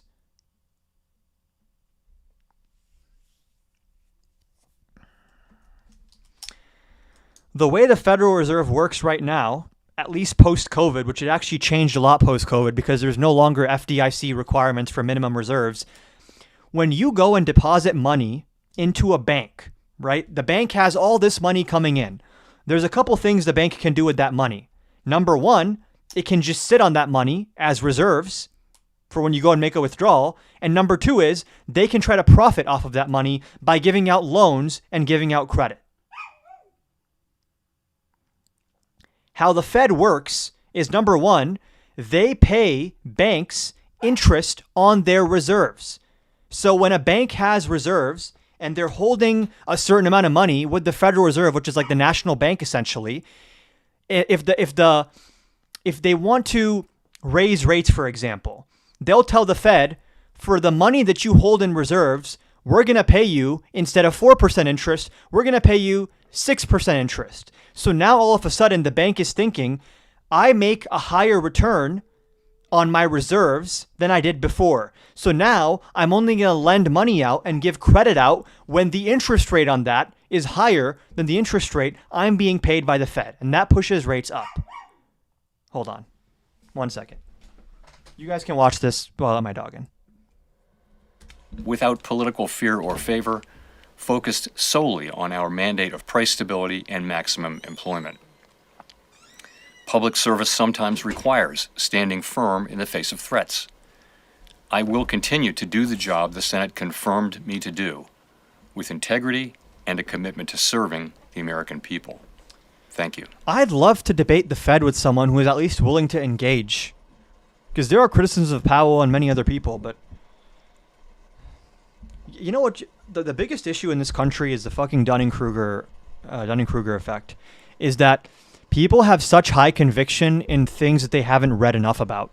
And if you're intellectually honest and you admit, like, I'm only 70% sure about this, then someone who knows 1/10 as much as you know is going to come on with 110% certainty and say, no, I'm 100% sure you're wrong. So.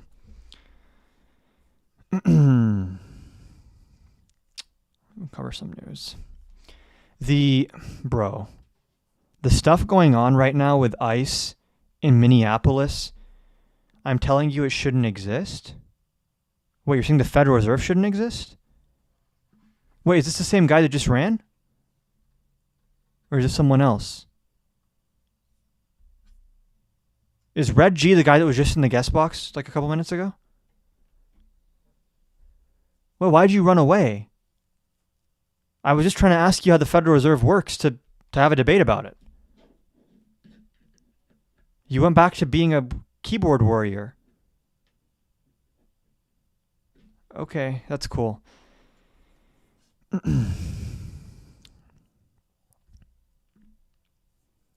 want to go over some of the recent news because you're not having the same conversation. Dude, I asked you a simple question, which is how does the Fed affect interest rates? You can't have such a strong opinion about something that you don't understand how it works. Bro, these ICE videos are so disturbing. Hold on. Let's turn this off real quick while I pull it up. The videos that are coming out of Minneapolis right now are unreal. It's legitimately unreal what's going on here. And Pod Save America did a really good sort of like compilation of these clips, so we're going to cover their little snippet of it. But this is insane stuff. This is actually insane stuff. This is your warning. For what? Stop fucking following us. You are impeding operations. This is the United States federal government. Over here. I got to get to my house. This is your warning. Got to get to All my right? house. Go home to your kids. Go to church. Go to home to your kids. This is your last warning. I serve the Lord. I will arrest you.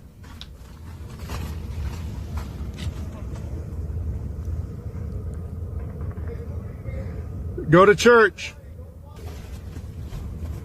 Let people the outcome of this, sir. let I the guarantee people. you that. I guarantee you're not going to like the outcome. Go home to your children. It's Sunday. Yeah, go It is exactly. Sunday. Let people go to You did church. not learn from what just happened? Go home to Learn your what? kids. He says, did you not learn from what Unfucking just happened? I've seen so many videos of ICE saying to random people, didn't you see what we did to Renee? Like, you don't think you're... Like, they're parading it around. I've seen literally 4 videos, I think 3 or 4 videos of ICE agents saying, haven't you guys learned your lesson? This is what happens, by the way. All of these people on the right who claim to give a fuck about political violence, this is political violence, by the way. When people are attacked for nothing, the 17-year-old U.S. citizen who was dragged out of Target and then beaten up and just dropped off somewhere else. How many cases are there now of ICE detaining someone, physically abusing them, and then just releasing them because they know we can't actually press charges here? We're just going to rough them up and let them out, and we have, as Trump says, full immunity. And it's not just ICE. All of these January 6 people that Trump pardoned, they're reoffending now with carte blanche because they know Trump's going to help us. And just question, how many of these new ICE hires are Proud Boys and Oath Keepers and registered felons who are now being trained for way shorter amounts of time than is the norm and are being given loyalty tests? You have to stop and wonder, what kind of person is applying to work at ICE right now?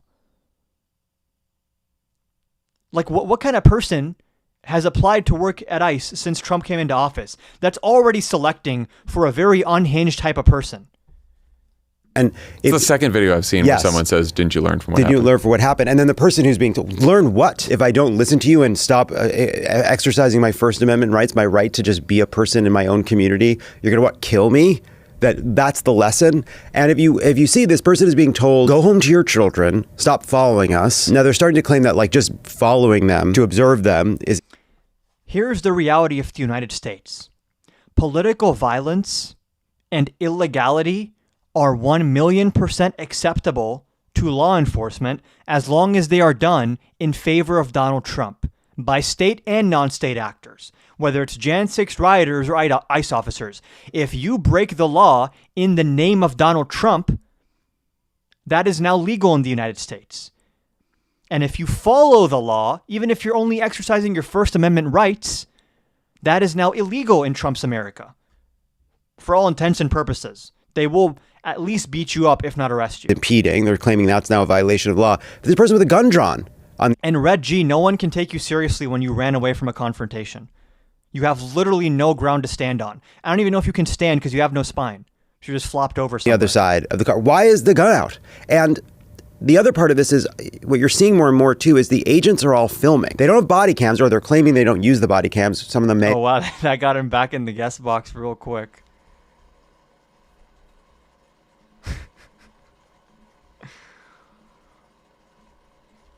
So the reason I left is because we're not having the same conversation. I'm telling you the Federal Reserve shouldn't exist, and you're trying to debate me about little policies inside of the Federal Reserve. It's not little policies.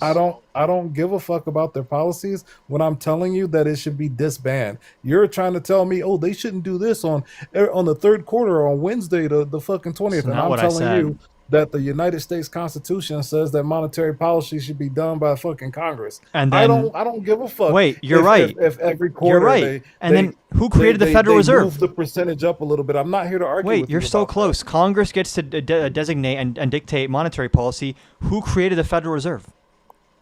And I don't believe they have the power to delegate that authority. You And just the said that they Supreme have Court the has ruled on authority over that, multiple- though. So if you look at the Chevron deference overturn, it literally told them that they're not supposed to be just giving their fucking their powers and duties away to other It's not what Chevron. organizations. It's not what Chevron That is said. that is exactly Chevron what the said. overturning Chevron letter said that where laws are unclear, the executive now has less discretion to interpret what that means, and courts are going to have to step in, or Congress is going to have to be more specific. This has nothing to do with the Federal Reserve. It has everything to do with the Federal Reserve. It has everything to do You're with stating that matter of delegating factly. authorities and Congress not doing their job. We have a problem with Congress not doing their job in the United States. You don't think Congress of can America. create agencies? It's not that they can't create agencies. These agencies can't make up rules and then enforce the rules that they make up. The dual mandate has always been what the Fed does. And I don't care. That's what you're trying to argue. So that okay, I don't care okay. about So let me because just I don't think clarify. it should exist. Let me just clarify. You're saying you don't care how effective the Federal Reserve is, how good it is at its job, Not effective. but you don't want to debate that with me for some reason. So why are you simultaneously saying it's not effective, but you don't want to debate that? Because it See, shouldn't exist. when I debate you on its efficacy, then you run and say it shouldn't exist anyways. But then I say, oh, so you're saying, okay, maybe it's effective, but it shouldn't exist. You say, no, it's not effective either. So why are you just keep retreating to that? It shouldn't exist, which already kills the fact that it's not effective. You're trying to go down the road, but the buck stops before that. Do you understand that there's a difference between saying this constitutionally should not exist and that this is effective at the job that it's doing, right? Those are two different questions. You agree? I'm telling you. You just that answer. according I'm to not the trying to gotcha. I'm United asking you like a States simple Constitution, clarifying question. Those are different, right? What the Federal Reserve is doing is the job of Congress, which should be controlled by the people and not some fucking quasi-government entity, a banking Congress cartel. created the Federal Reserve. I don't give a fuck. And who courts have created let that stand. it. Shit stands all the time, and then it gets overturned. That's what I'm telling you. So if That the is my day ever argument. comes where the And if Federal you don't Reserve's want- existence is overturned by the judges, then we can have that conversation. Right now, you're just factually incorrect. The rule of law dictates in this country right now the Federal Reserve can't exist. And that is what I would debate with you if you were trying to have a debate about that, but you're not, and I recognize that, and that's okay. And this is your show, so I just left. Sure. So I'm just going to ask, do you think the Federal Reserve, putting aside whether or not it should exist, is good at its job? No, I think they're supremely ineffective, and if they were effective, we wouldn't have banks closing down And all then the time. in- We wouldn't have Hold to on. bail them out in 2008. We wouldn't In have the the vein- policies that we have. When you say we bailed them out in 2008, what do you think happened in 2008? We bailed out the banks. But like, was this that we took Are- equity, or they took loans, or we you- just are gave them you free gonna- money? Are you gonna argue that we bailed out the banks? I'm asking you a question. You're not addressing it. Are how you arguing how did that? we bail them out? We gave money to the banks. Just free money? Is that how it worked, or did we take equity in these companies, and in many cases they had to pay us back with interest? Sure, you can frame it however you want, That's but the not- fact that it had to be done. How is shows that the framing? Like, hold on. Is there a difference between like a one-way cash transfer and like a loan or like an equity stake that pays interest and has to be paid back, the principal and the interest? Are those different things? If they were doing, Are a those good different job- things? If those are different things, but if they were doing a good job, would that emergency have happened? No, they're That's not doing a good wait, job. Why do you think that emergency happened? My God, because their policies are wrong. They're Which dumb. It doesn't make any policies? sense. It's such an easy question. We could go with Nina loans. I mean, the whole thing is fucking terribly done. The fact that we have fractional reserve banking with no fractional reserves is insane. That's fucking. What do you mean ridiculous. we have fractional reserve banking with no fractional reserves? Elaborate on what that means. That's exactly what we've had. Since Elaborate on what that 2019, means. 2020. Elaborate on what that so means. there used to be a time where if FDIC you put a requirement of deposit- 10%, yes. Are you right? And now they don't have to have 10%, which 10% was already bad. 0 is fucking terrible. Hold on. So you're saying banks don't have reserves anymore? They don't. Hold on. What is the way that they changed the system after they got rid of the minimum? You think they just got rid of it and said, okay, case closed, no more minimums? Or do you know what they replaced it with? They replaced it with something different. Sure. What did they replace it with? They replaced it with the Fed just directly paying interest to banks for their reserves. And then when they want to change interest rates, they change the interest rate they pay on those reserves. And the reason they got rid of that requirement is that most banks already had way more than 10%. Do you believe that You're not going to their address what I just policy- said. He's not going to. I'm not going to argue with it. I'm not going to argue with it. Just address it in any way. Contend with the argument that I'm making instead of just skirting it and saying something else. I don't have a contention with that. So you're saying I'm correct then? You are correct. Why did you lie about that earlier then? How did I lie about it? I didn't fucking. You said that banks to don't it at have all, reserves. Like I'm doing right now. You said that banks don't have reserves. They're not required I'm to have telling reserves you anymore. that they're not required to have reserves, which used to be the policy as they were. They required effectively to still have are reserves. because hold on, they're No, paid now interest you're on their saying reserves. effectively. Now you're saying effectively, dude. Yes. Why are you bullshitting, bro? Why are you not addressing Is the that a argument? good policy? Can you just answer? I don't like you're Yes. trying to argue, and I'm trying to Yes, have a hold on. conversation. Getting rid of the minimum and replacing it with what they're doing now allows them a lot more latitude to change rates quicker. Yeah. They can And I make don't much think quicker they should change progress. rates because I don't even think they should exist. You don't think that there should be any kind of central bank that's trying to change the risk-free rate? No. Then how do we do counter-cyclical monetary? I don't think. Wait, how do we do counter-cyclical I don't policy think, then? Excuse me. I don't think that their operating circulars are effective. I don't think that their agreements that they have with the Federal Reserve banks, I don't think they're effective. I don't think the Board of Governors is effective at taking complaints. I don't You're think just that they've saying done that as a matter of anything- fact. Excuse me. You're just saying this as a matter of fact. I don't think that anything that they're doing is effective, and I don't think that there's any metric that you could show me that would prove it. Because if it was working, we wouldn't have banks failing and an economy doing this bad. You have to actually be able to draw a causal link between the Federal Reserve and the state of the economy as if that's the only factor that could possibly influence the economy. I'm going to ask you again, if you don't want a central God. bank, then how do we do counter-cyclical monetary policy? We don't. So you just want the boom-bust cycle to go like full steam ahead? You don't believe in like consumption smoothing? not from a non-government. I don't mean to fucking be like a entity. dickhead here, but like, have you ever studied economics? I don't like asking this question, but you're saying you're against counter-cyclical policy, which is like, even some Republicans are in favor of that. Like, what is the argument against that? My argument is not against the policy itself, but against the people who are doing it because No, you just said that you don't support counter-cyclical drawback. fiscal I policy. do not support this one. No, I don't. I'm not talking about this one. You just said you don't support counter-cyclical fiscal policy in general. I do not support it from the Federal Reserve. Who do you support it from? I would support it from Congress. What is counter-cyclical monetary policy? That is the policy that the Federal Reserve uses. What does that mean? What is counter-cyclical monetary policy? That's the policy that we use. And what does that mean? What is counter-cyclical?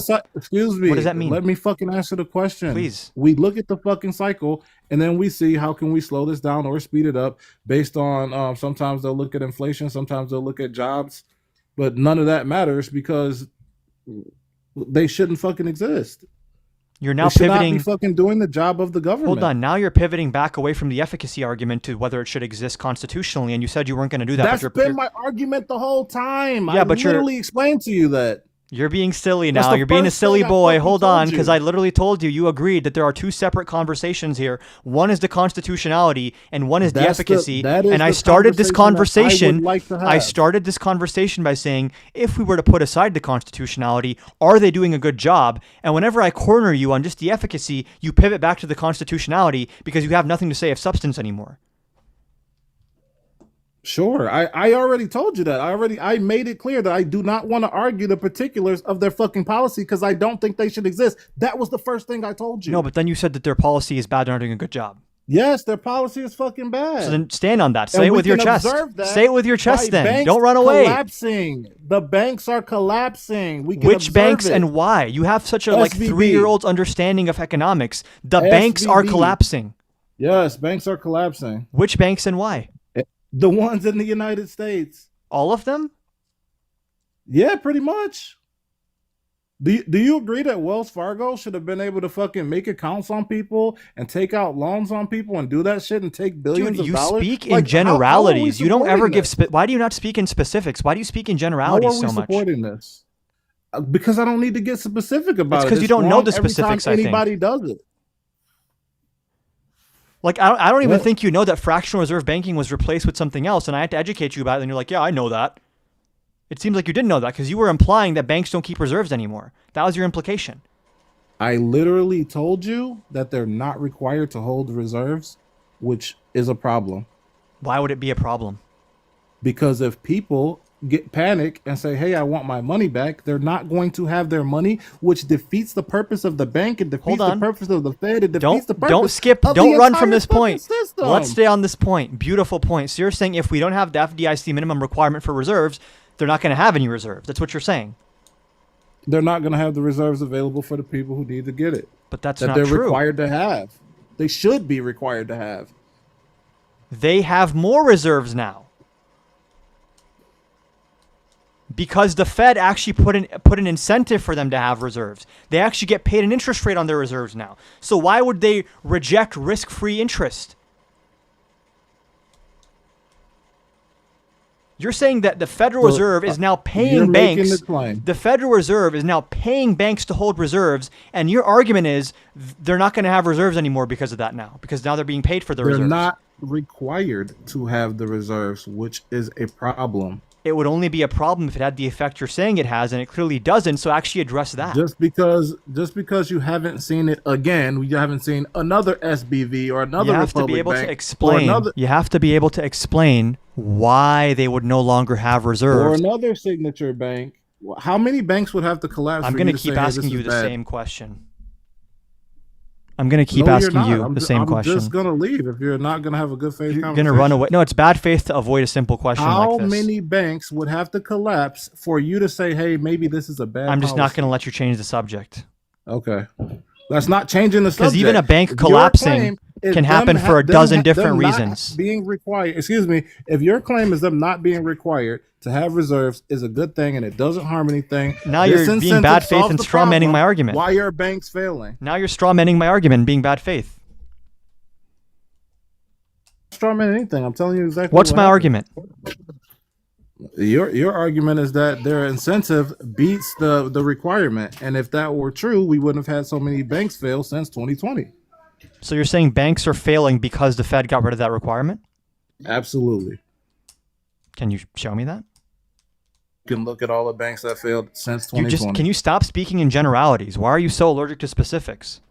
I don't need to be specific. And can you just explain to me then, if it's so obvious, why would banks stop holding reserves if they're paid interest on reserves? Explain how that actually works. Because their interest on reserves is less than their interest in the market, which goes back to usury, which you didn't want to talk about. Hold on. That's the entire point of giving them the interest on the reserves, is that it's competing with market interest rates. That's the whole point. It doesn't compete. You just said it does. No, it does not. I just told you that it would be usury if they did, and they can't do it. They won't do it. It's not going to happen. The banks have been failing for the last 6 years, and that policy is bad. And Dude, I don't understand why you're so confident in things that you don't know specifics about. Instead of telling the truth, you want to fucking win an argument, and that is bad. That is terrible. That's literally what you've been doing. You're being a bad human being. That's literally what you've been doing. And everyone in the chat can see it as well, that you refuse to answer anything specific ever. And you just stick on gender. That's usury. It's not the Constitution. It's bad. The banks are failing. The banks are failing. How about any specifics ever on any of your points? I don't need specifics. The banks are failing. The banks are failing. You're giving me bumper stickers for someone's F-150, not actual policy.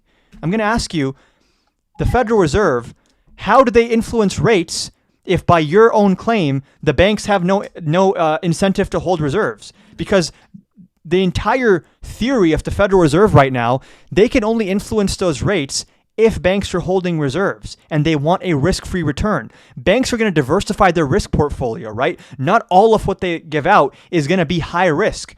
Every company wants to have low-risk assets, which is what treasury bonds are and which is what the Federal Reserve interest rate is for. So why are you pretending like that doesn't matter? Do you believe that treasury bonds are a safe asset right now? Under Trump specifically, they're probably more risky than ever, but relatively speaking, they generally are. So even what was normally safe is risky. I mean, if Trump gets rid of Fed independence, then yeah. But again, you're pivoting. Do we not have China saying again you're pivoting? Again you're pivoting. Again you're pivoting. Holding those assets that you're claiming. Again you're pivoting. Telling us again that you're they're pivoting. Going to dump at the market. Again you're pivoting. Bad faith. You pivoted.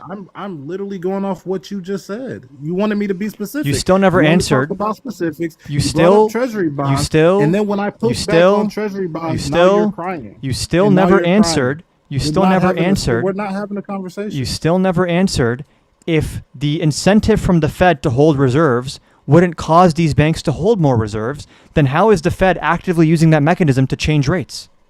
I don't believe that that's what's happening. So the Fed can't change rates. I believe that they are changing rates. How? They're changing rates because Trump is telling them to, not based on the metrics. How are the Fed's rate changes even working? If under your logic, it shouldn't be working because the banks aren't holding reserves. And your video and everything. I'm not going to let you run away from this one specific point. 5 years shows that. I'm not going to let you run away from this one specific point. If you're claiming that the Fed paying interest to banks for holding reserves doesn't work, then how would the Fed ever be able to change rates post-2020? After they got rid of that requirement, how did they change the rates ever? How? You're trying to make a point for me, and my point was extremely clear. I do not believe it's good policy to get rid of the requirement to hold the reserve. How is the Fed able to change rates if these banks are not holding the reserves that are used as a mechanism to change rates? I can change rates regardless if you hold it or not. That just determines if I'm going to pay you or not. For what? I feel like you know this. Pay you for what? For your reserves. For some reason. Pay you for what? Your reserves. And you're not right, and you're not required to, right? So an incentive can be there. That doesn't mean that you have to use it. And I'm going to ask you the same question because you're not answering the question. And now you're talking over me, of course. Yes, because you're being extremely bad faith right now. You're being so dishonest. You're not being good faith. You're being absolutely ridiculous. You're making up points for me to have and trying to. I'm asking you a question, which I don't have to. I'm asking you a question. The matter is, after you already ran away once when I asked you a simple question, it seems like we're coming back. They changed the policy, and it was a dramatic failure, and they need to go back to something that is better. Hold on. That's just they changed the policy, but post-policy change, can they still change interest rates? How many banks? Yes failed or in no? Simple 2020? yes or no question. Can the How many Fed banks can the failed Fed in still change 2020? interest rates? How many banks failed? in Can the 2020? banks still change interest rates? Or sorry, the Fed. How many banks failed in 2023? Can the Fed still change interest rates? 2024? Does the Fed have the power to change interest rates? 2025? Does everyone see what this If guy's my- doing? It's if- getting like if kind of the crazy. Federal Reserve. Everyone can see what you're doing. Can everyone in the chat let him know, please answer the question? Everyone respectfully and nicely ask him, excuse me, sir, please answer the question. Let him know in the chat. Because he doesn't hear me for some reason. Would the banks be failing if the policy was good? He's so afraid to answer the simple question. That's what I thought. I guess maybe he can't hear me. Maybe the chat has to let him know. Can you read the chat if you can't hear me?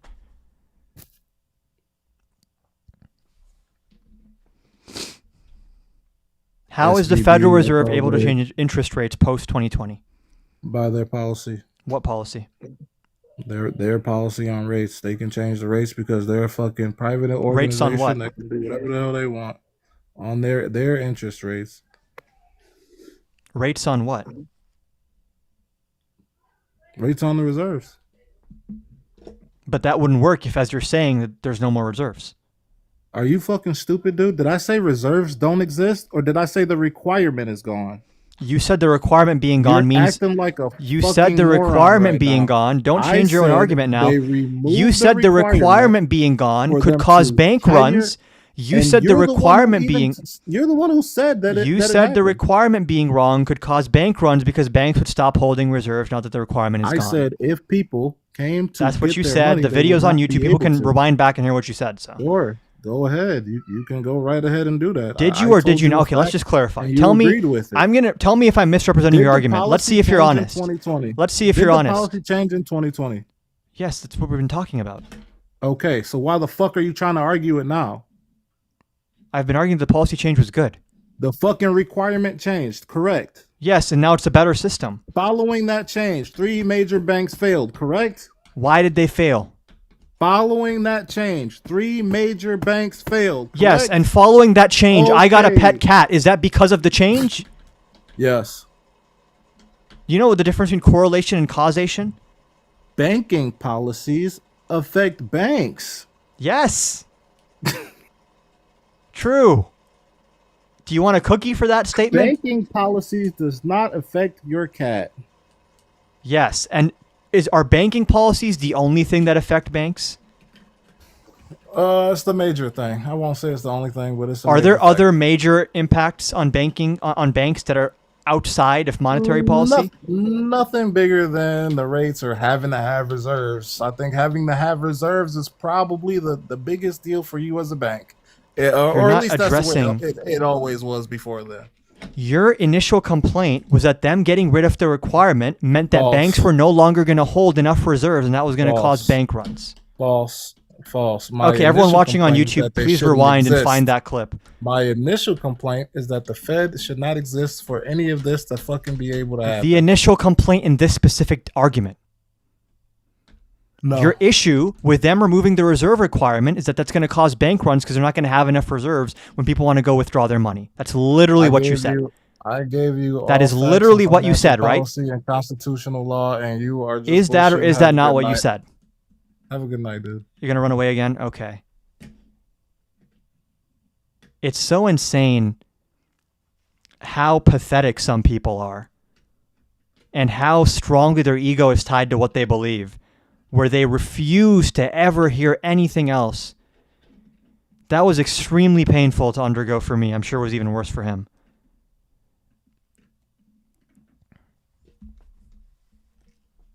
It's actually ridiculous.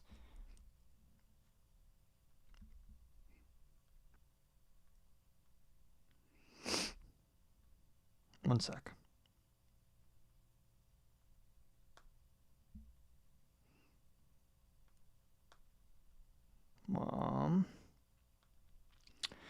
Any more guest requests?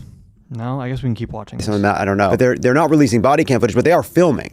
And so now you have a bunch of agents that are now all going to have their phones in one hand and their guns in the other, presumably, right? Because instead of having body cams that will record everything objectively to release. They will release subjectively whatever they fucking want from the phones. We also have no idea what they're using for facial recognition and all those other things, which, go from sounding conspiratorial to seem obviously what is happening. They're now saying, learn the lesson of what happened, which is if you don't, follow an unlawful order, if you seem at all like you're annoying us, who knows what could happen? Bro, I'm in so much more of a debate mood than a fucking reacting to the news mood. Is anyone else having better luck tonight with guests? Maybe I'll hop on someone else's live. Because when MAGA sends its people, they're not sending their best. They're dumbasses, they're bad people, and some I assume aren't that bad. But I would just love to have an actual debate tonight.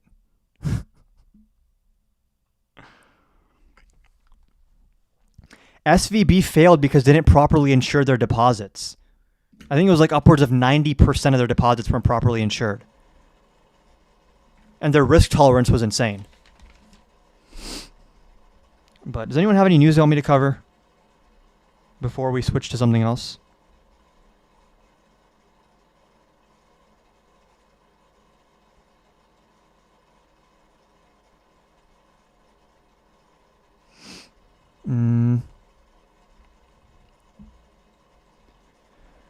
The same, Brad, just because something happened close in time does not mean they're the same thing. We're referring to insuring, and there's still a 250,000 requirement. It's still there.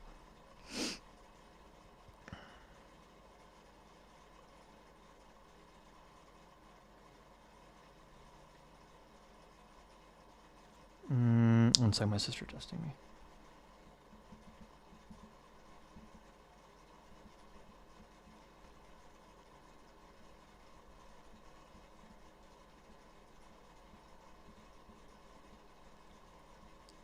Okay. Go on Parker's. Maddie and Parker are live. I don't think I know Maddie. Australian, you combat anti-Semitism laws. He's Googling. I already answered your question, dude. And that's twice now that he ran away. What is Vex Media?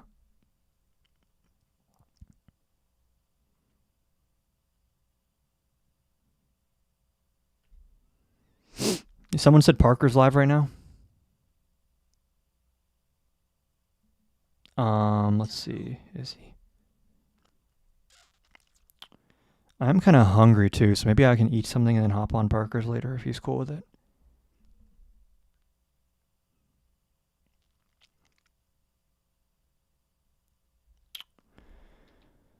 You don't know Maddie, low flop Maddie? No, I need to keep track of people more often. Thoughts on the IMF? I don't think I have strong enough. I don't think I know enough about the IMF to have super strong opinions. International economics is so much more complicated than domestic economics. If anyone here thinks Fed stuff is complicated, then thank you. Can we get some W's for Nina in the chat? Thank you, Nina, for the $10 on PayPal. It says, keep it up, man. Thank you. Thank you.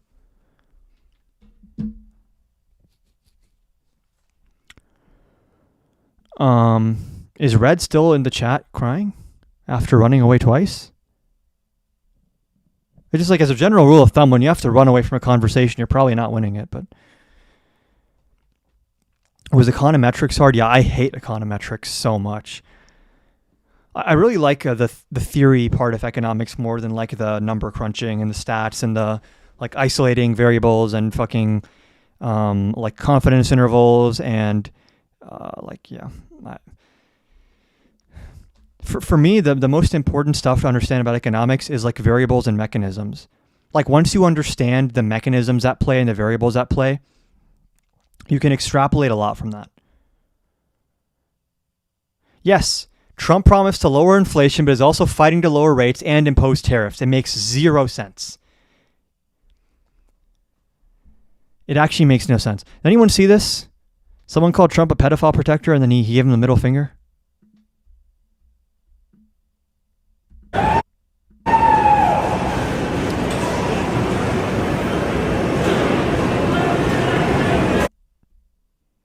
tiny ass finger. Whoever said he had small hands. Good morning. Oh, this guy cooked ICE so bad. We need to watch this before I leave. This is an Uber waiting lot. We're literally working. You know, I've been here since. Look, criminals doing Uber? Oh yeah. That's not how it works, brother. Maybe criminals are doing ICE. How about that? Bars. Oh my You know god. what I'm saying? You guys shooting at people, man. Somebody just got shot for what? Why did you guys shoot that lady? Answer me that. There's an Next time you see ICE and they're like, yeah, we're looking for the criminals, be like, yeah, I saw some over there, and point at the ICE vehicle. Like, if this is not state-sanctioned domestic terrorism, I don't know what is. Like, you guys understand, they literally surged ICE agents to Minneapolis because Trump just politically does not like Minnesota and Tim Walz. Like, a bunch of people with guns were sent into a blue state to harass people. And it's like, the immunity stuff is so stupid because ICE can go around beating the fuck out of people and then just, like, leave and, like, nothing happens. They don't even have to have probable cause to go after anyone anymore. It's crazy. It's crazy shit, bro. Oh, good news, though. Jack Smith, the former U.S. Department special counsel who brought 2 now dropped criminal cases against President Trump, will give a public testimony before the House of Representatives Judiciary Committee on January 22nd. The world is healing. The world will see Jack Smith. I'm down. AJ Okra and I are going to be watching this patriot testify.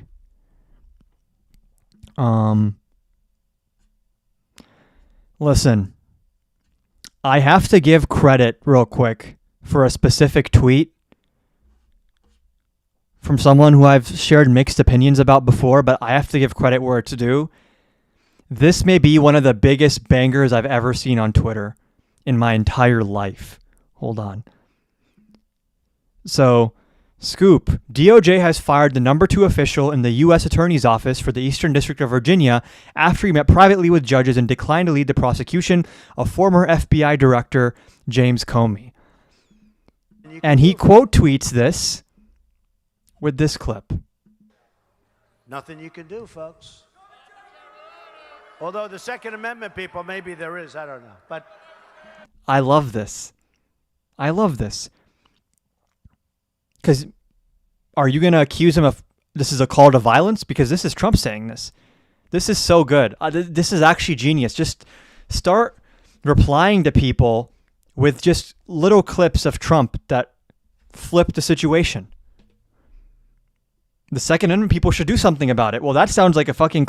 Can you imagine if anyone on the left just hopped on here and said, yeah, the Second Amendment people need to do something about this?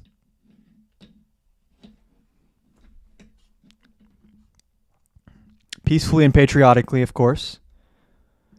Hold on.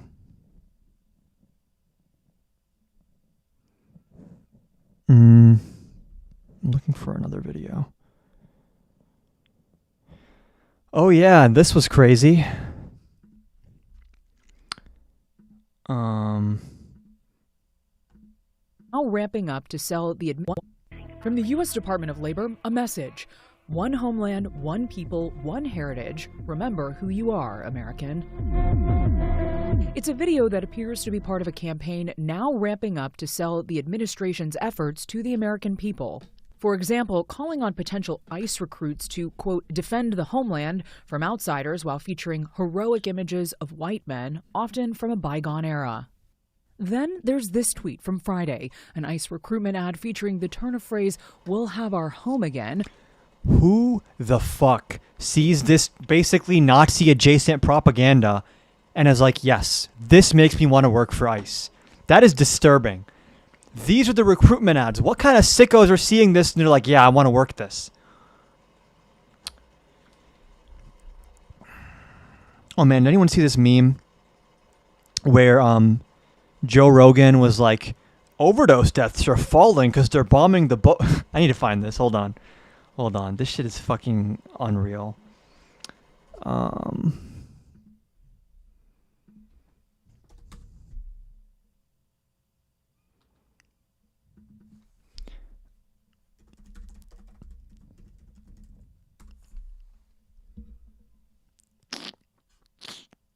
um,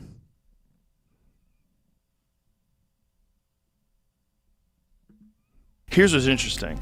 One of the things that Trump was saying is they're poisoning our kids. They're poisoning the blood of our country. That's what they've done. From the time Trump's been in office, deaths by overdose have dropped off a cliff. Look at that. Look at 2024 and leading into 2025. This dumb fuck found a chart of overdose deaths that ends before Trump's second term even starts. That shows that under Joe Biden's presidency, thanks to changes made by Joe Biden, overdose deaths plummeted. And he's sitting here saying it's because they're bombing boats. This chart ends in 2025. Trump was inaugurated January 20th. You can't make it up. These you can't are make all this stuff deaths up, bro. from overdoses. From the time Trump's in office, it's taking a fucking sharp downturn. Where on this chart is Trump in office? These people are... Did you hear that Minnesota is going after Trump for what ICE is doing? No. I mean, how so? Why is that? Well, part of it is because they're blowing up fucking boats that are bringing in all the drugs. And not just drugs, but drugs that are tainted with fentanyl. They're poisoning the blood of our country. It's so stupid. It's so stupid. I hate... I hate everything. This is so stupid. Stupid people are in charge of everything.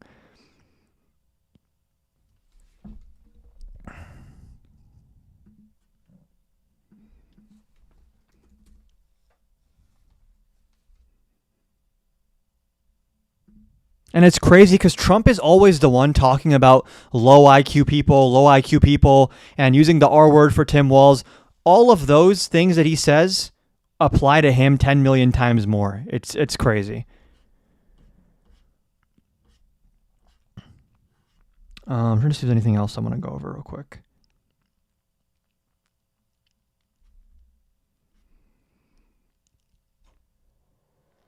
Oh yeah. Here's another thing. Hold on. Lawsuits from Illinois and Minnesota. Dude, I don't even know how much courts matter right now, honestly. I'm fully black-pilled on checks and balances. They only adhere to court decisions and congressional appropriations when it's like convenient or they think that they can try to finesse something within legal bounds. But when push comes to shove, if they ever get truly backed into a corner with a court order, they're just going to say, like, fuck you. Like, I don't care. Here's an interesting chart that I'd love to hear from MAGA on. The huge decline in immigration in 2025 coincided with an increase in the native-born unemployment rate. The foreign-born unemployment rate has generally held steady and is actually down year over year in December. I don't understand, like...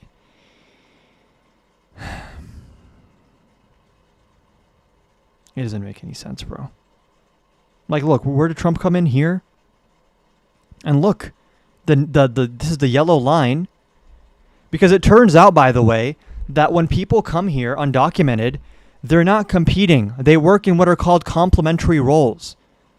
A lot of times when you create one job, like that creates like 5 ancillary jobs that are tied to that. So when undocumented people come here, they're not competing oftentimes with native-born workers for the same jobs. They are working jobs that create more jobs for native-born workers. Shocker, I know.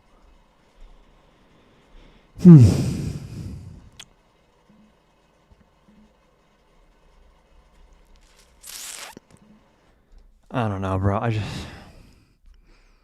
I get to a point where it's like I've had the same debate a million times. No one cares about what's legal or illegal. No one cares about like basic human rights or like democracy or pluralism or freedom or like anything. It's just, it's such a... COVID was our extinction event. COVID-19 was our extinction event. It's just like a slow, painful death. Like for human here's the thing. I don't mean to sound dramatic, but like when Trump was first getting inaugurated and like first starting out his second term, I'm not trying to toot my own horn here, but like a lot of things I predicted that were going to happen under Trump, they happened, but my prediction was wrong in that I thought we'd be at this point by like 2027, and we're already at this point before 1 year in. So when I extrapolate from that like I was right about what he was going to do, but I was wrong about how hard he was going to push and how quickly he was going to do it, the worst case scenario now is like really scary.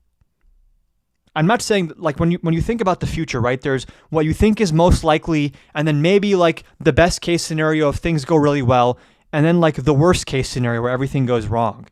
And I feel like I might sound extra saying this. The worst case scenario is like legit extinction level event. I'm not saying it's likely, but like if everything goes horrible now with Trump, it's not about America. It's about like the human race continuing on Earth. I'm not even exaggerating. W's for Paul in the chat. We got Paul with the $5 on PayPal. Thank you to Paul. Are midterms even going to matter? Hold on, I'll be right back.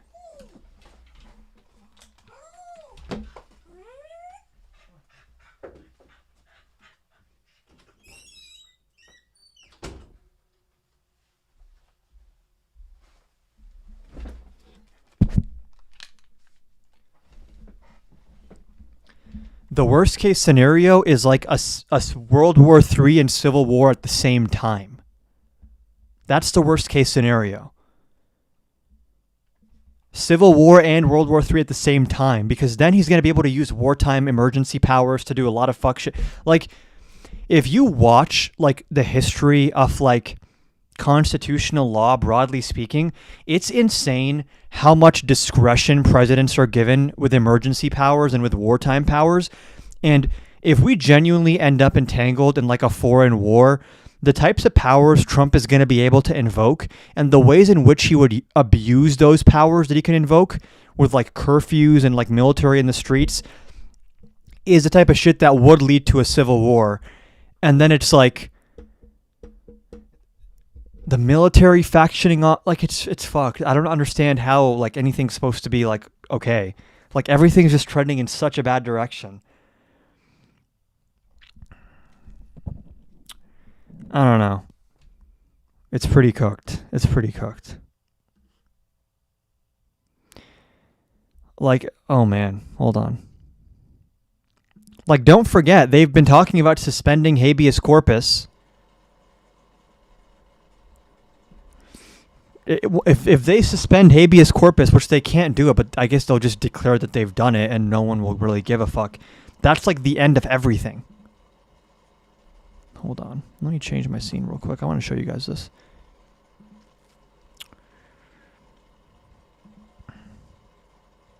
This says it all. This says it all. Here's a poll.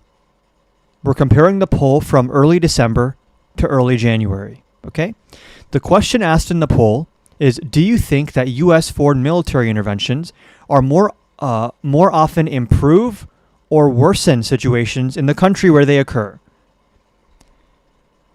Back in December, a little under 30% of Republicans said that they improved things. Just 1 month later, when Trump invades Venezuela, that number is almost 60% now. You don't see this with independents or with Democrats. Their entire opinion on foreign intervention changed from under 30% to almost 60% in a month. We're not dealing with normal people here.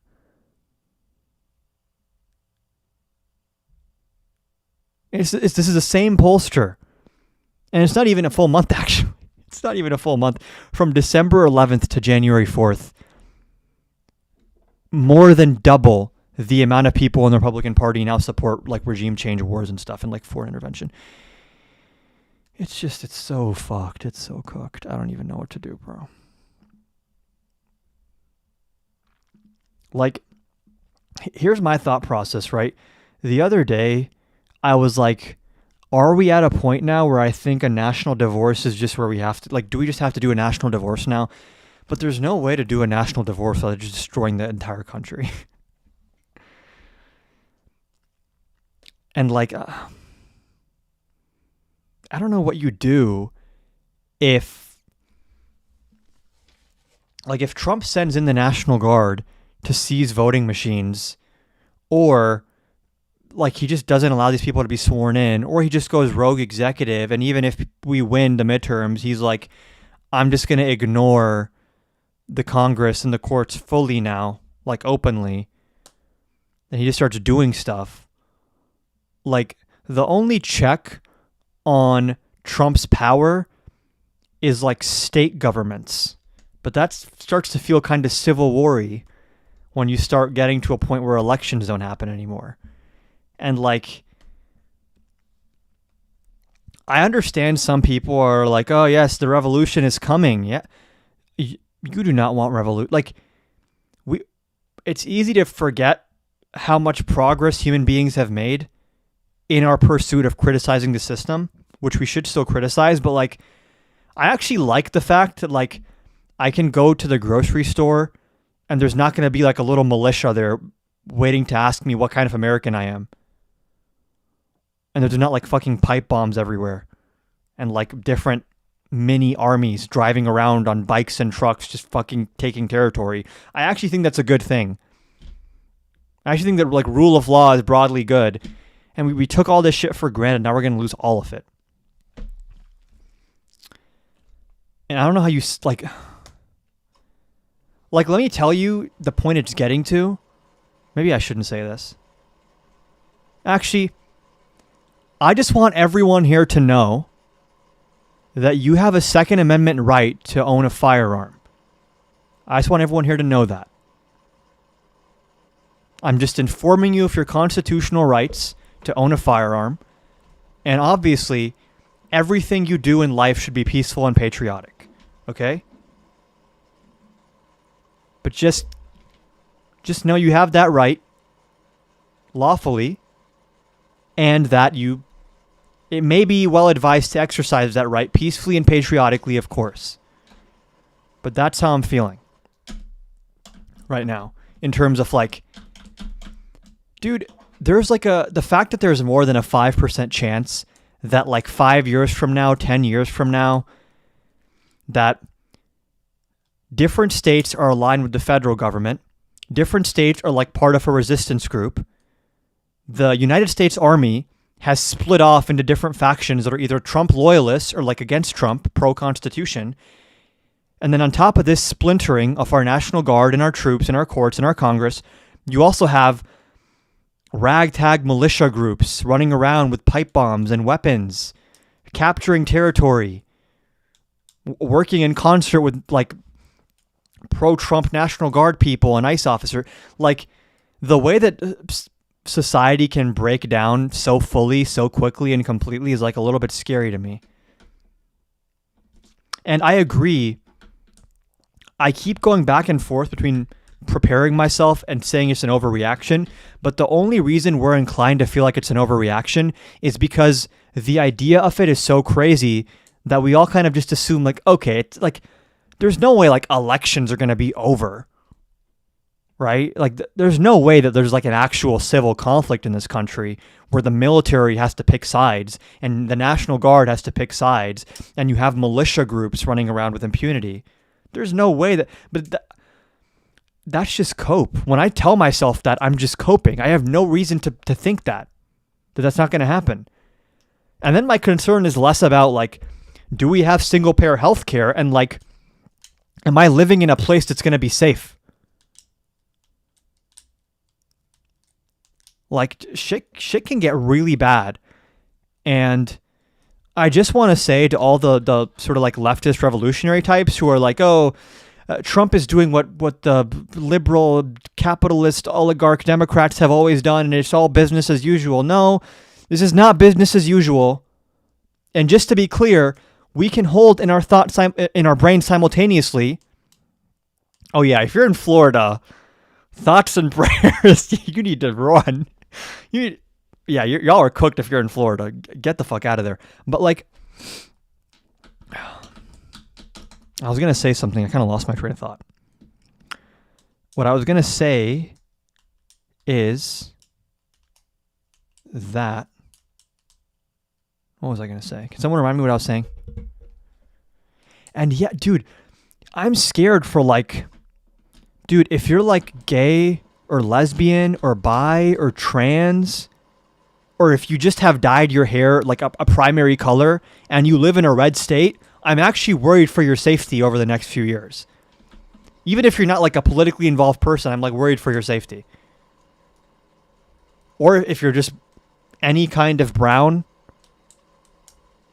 like it's getting weird. It's getting really weird.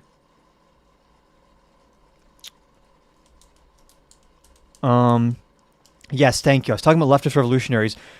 For all the people that are like, yes, I want a full-scale revolution of all of society, and this is going to be our amazing Marxist win, or whatever the fuck. I don't know what these people say. Like, we can simultaneously hold in our head that the status quo and the system that existed before Donald Trump got involved in U.S. politics was deeply flawed and had to be improved because the status quo is unacceptable. We can both acknowledge that and then also say that the status quo that existed before Trump was a massive step forward from what the status quo used to be. We abolished slavery. We abolished segregation. Women were given the right to vote. Does that mean like racism and sexism don't exist anymore? No. But that progress was pretty important, actually. Ending the Civil War was a pretty important progress. Having like air conditioning and electrical grids and some kind of rule of law where like most of us can reasonably assume in general that we can walk out of our house and go get food or like go see a friend and some militia group is not going to kidnap us or kill us.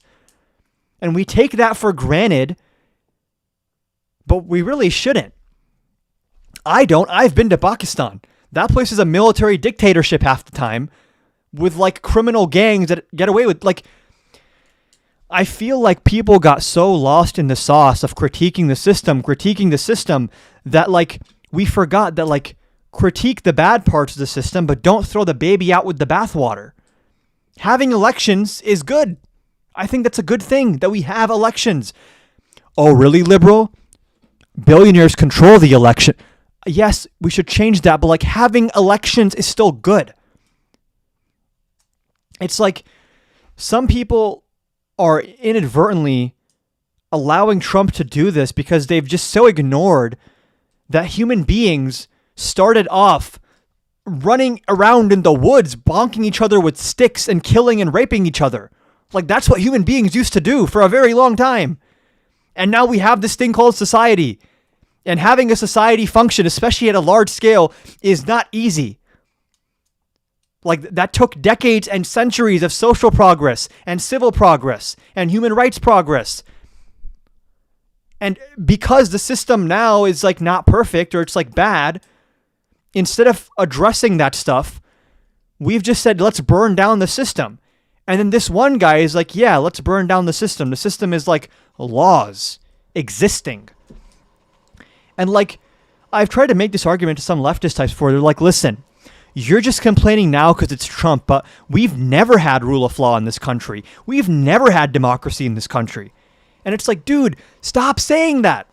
And all the people that were calling like Obama a fascist, you've devalued the word because now there's an actual fascist and everyone's like, oh yeah, these people have been saying fascist for a decade.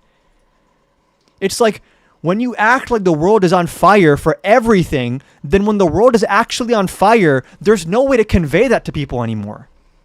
And it's like, it's kind of insane because it's like, I know a lot of people that are like very far left, okay?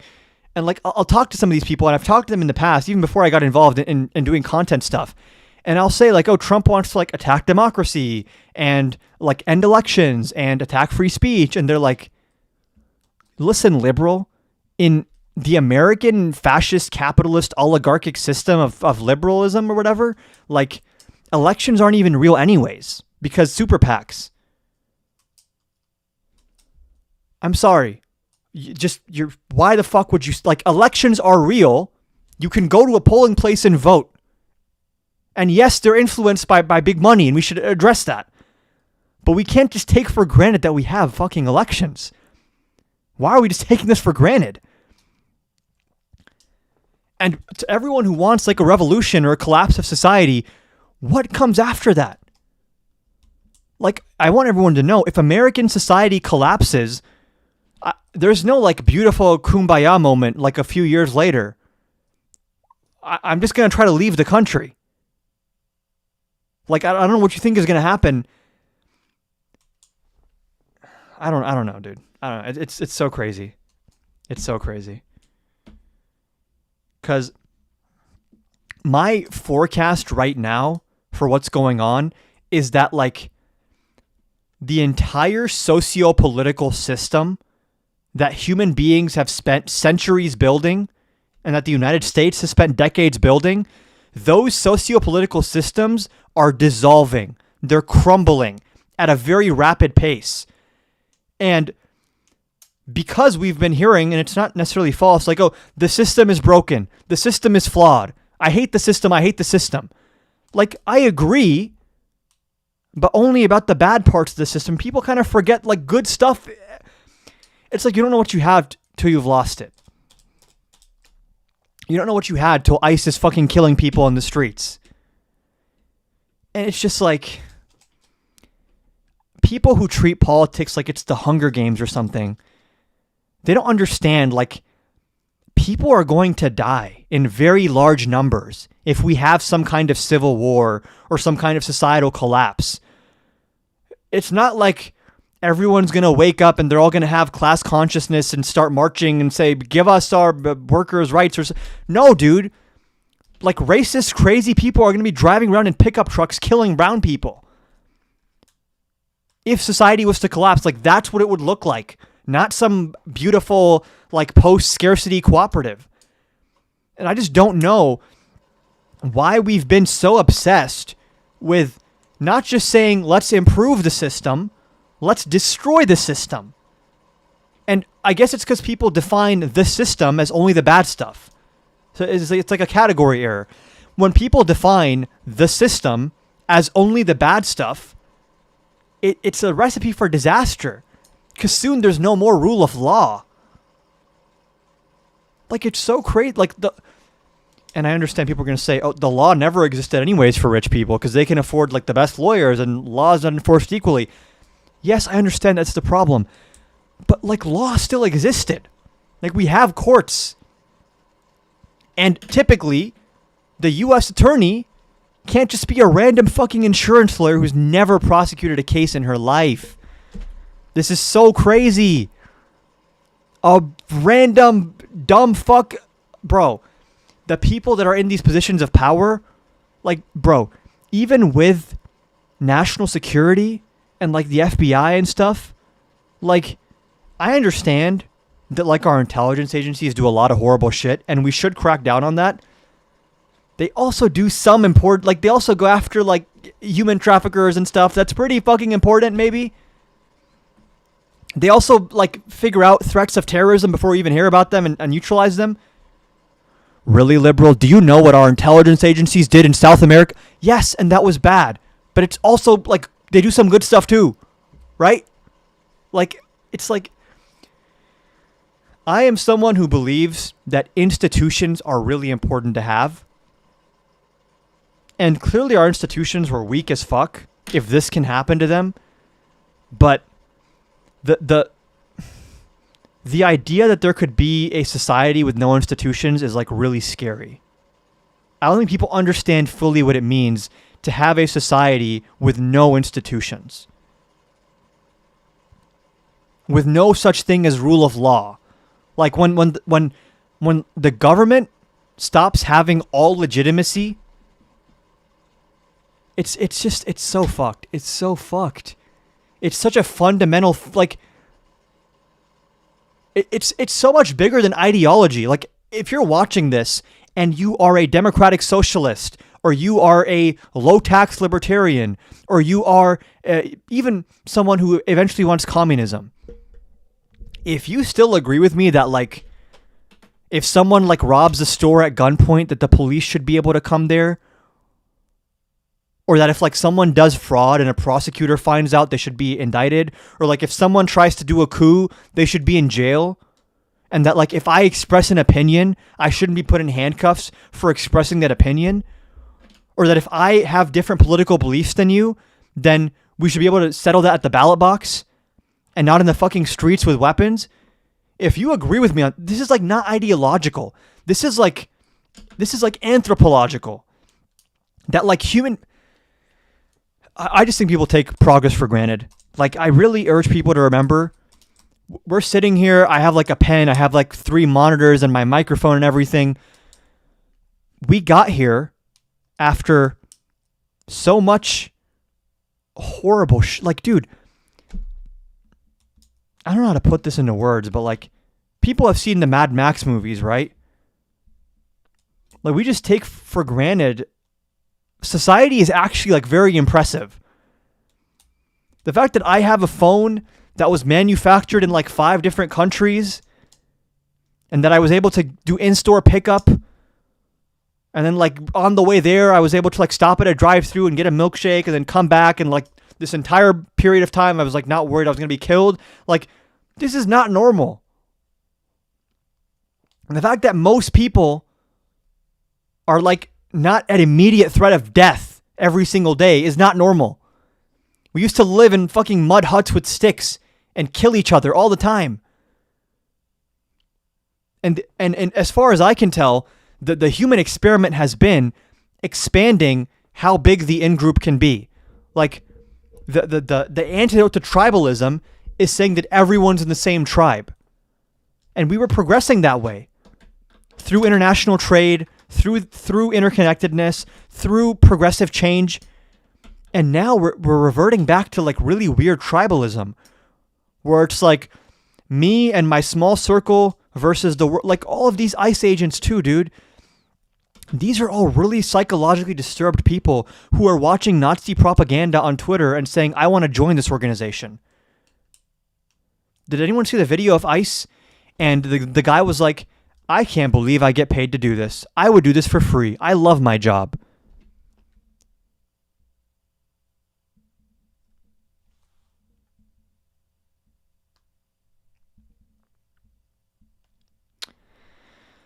I don't know.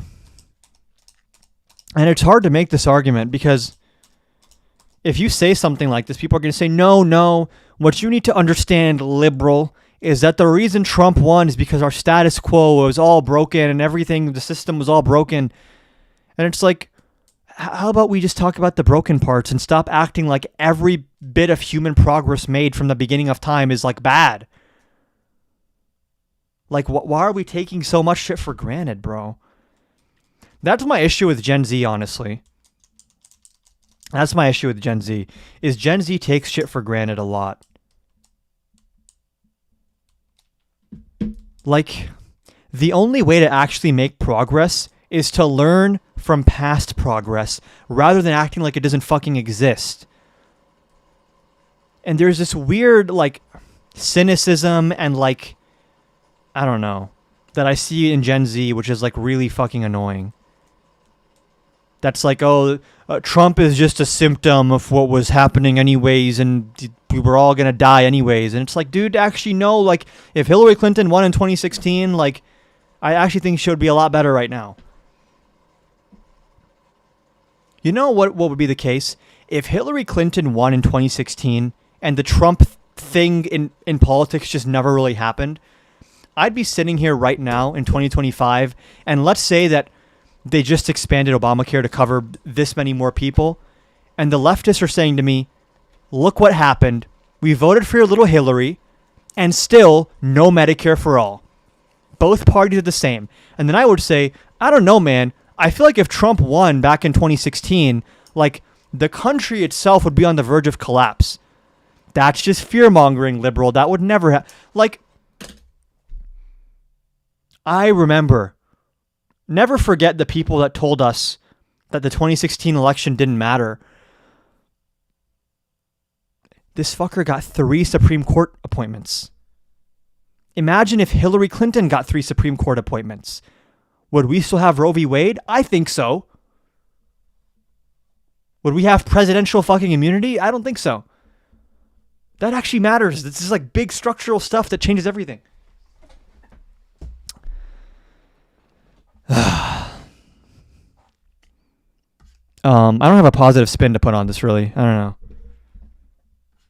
Like, I really think we're heading towards like a complete collapse of like the human experiment. What is that thing called? It's like the something filter. There's this thing about like, is it the Fermi paradox? No. There's this idea about like intelligent life on other planets never gets into contact with us because like all intelligent life eventually reaches some threshold where they just collapse. Is it Fermi paradox? Great filter? Whatever it's called, I think we're approaching that. I think that there's probably some level of advancement that like once an intelligent species develops like AI and social media and some horrible figure gains power, that concoction of variables just like leads to like species-wide collapse eventually.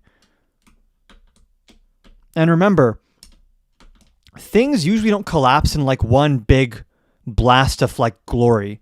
Like the end of the human species would not be like this one big explosion, like we're all dead. It would be like a slow and painful process of atrophy.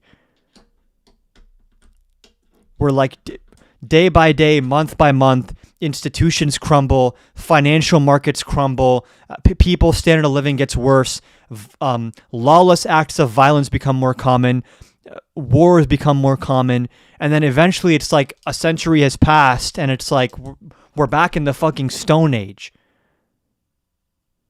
Dude, if China invades Taiwan and they cut off our access to chips, I don't know if people know how bad that's going to be. We will everything you take for granted, like new phones will stop coming out. New laptops will stop coming out. Every piece of technology is going to go up in price hundreds of percent out. Like, and this dumb fuck Trump said the other day, oh, what are you going to do if China invades Taiwan? He said, it's up to him. It's up to them. How many fabs are up here from the CHIPS Act? I don't know, but probably not enough. Because these dumb fucks are like using CHIPS Act money to take a fucking stake in Intel. It's so crazy. I feel like I'm actually losing my mind. The chips, Biden, at least in terms of domestic legislation, was setting us up in a pretty good direction for Trump to just come in and take credit. But he's such a fucking child that he's like, I'm going to overturn all this good policy that I could just take credit for because I fucking hate Biden so much. And yes, Bernie would not have passed Medicare for all. Bernie would have, like, I feel like Bernie would have been like a lame duck president, low-key. I don't know. And I love Bernie. I hate that there's like, even being on the left, okay? I'm just going to vent for a second. There's this idea on the left that like, either you're like this revolutionary, like outside of the system, I'm a bad boy, I'm above the fray, I see through the matrix, both parties are the same, and like I'm so cool and smart. Either you have to be that, or you have to be someone who's saying, there was no cognitive decline with Biden. I love Chuck Schumer. I love Hakeem Jeffries. Can there be something in the middle, please, of those two fucking insane extremes? Can we do that? Can that be a thing? Something in the middle of those positions where either it's like, I blame the Democrats for everything and they wanted this to happen and the ACA was just a handout to the rich. No, dude, a lot of people got healthcare from the ACA. And then some other fucking DNC guys like, exactly. And that's why we don't need any more expansions of health. It's like, no, that's fucking stupid too. Like, I don't know, dude. Yes, not everything is a 0 or a 1. I agree. But here's the thing now.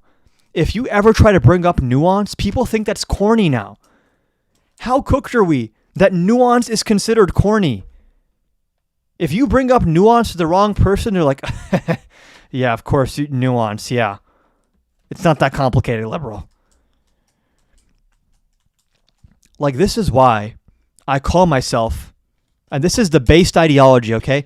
People ask me, what do you call yourself? Are you a liberal? Are you a progressive? Are you this or that? Are you a leftist? No. If I was to give a single word that describes my ideology, it's kind of vague, but I think it's kind of accurate.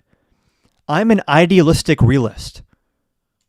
Idealistic realism, or as I say sometimes, progressive pragmatism.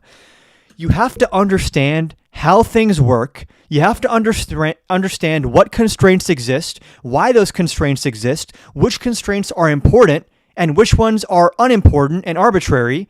And then within your understanding of how the world works, you have ideals that you aim for.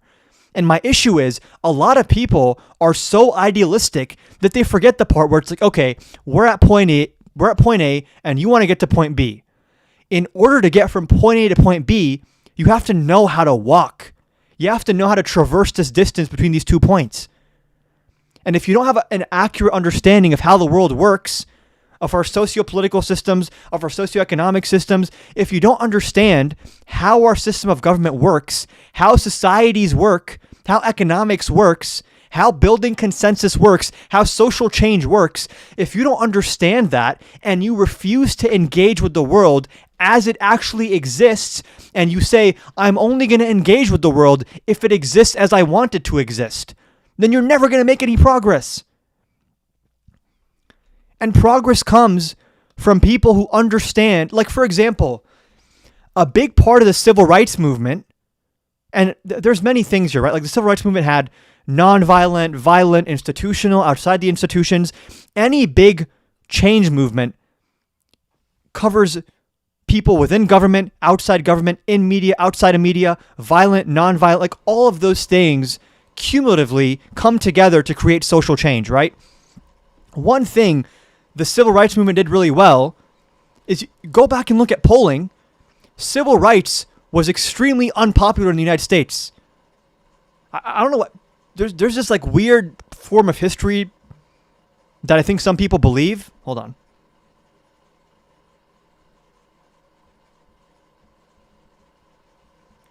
There's this weird version of history that some people believe where it's like Rosa Parks, she sat on the bus, and then King said, I have a dream. And then all the white people were like, yes, I love black people now.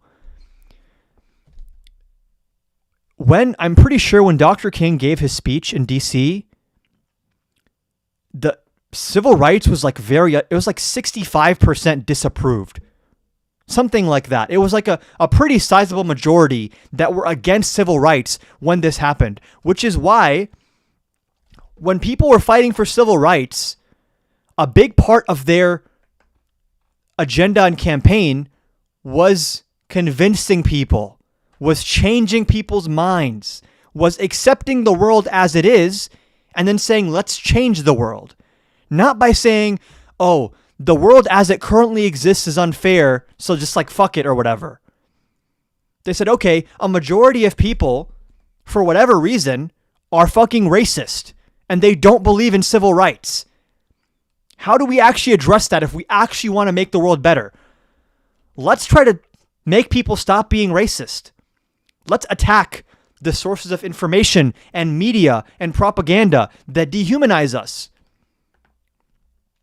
And that's just one aspect of it, right? But now everyone is so like, oh, if you don't already think things work the way I think they work, then it must be because you're fucking evil or something. I mean, I even say this about MAGA, where it's like, a lot of Trump supporters are not Trump supporters. A lot of people that voted for Trump in 2024, not Trump supporters, people that voted for him, number one, a lot of them are not Trump supporters.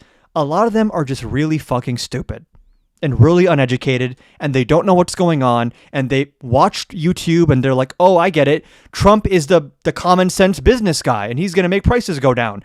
And is that fucking stupid? Yes. But like, I don't really want to punish those people.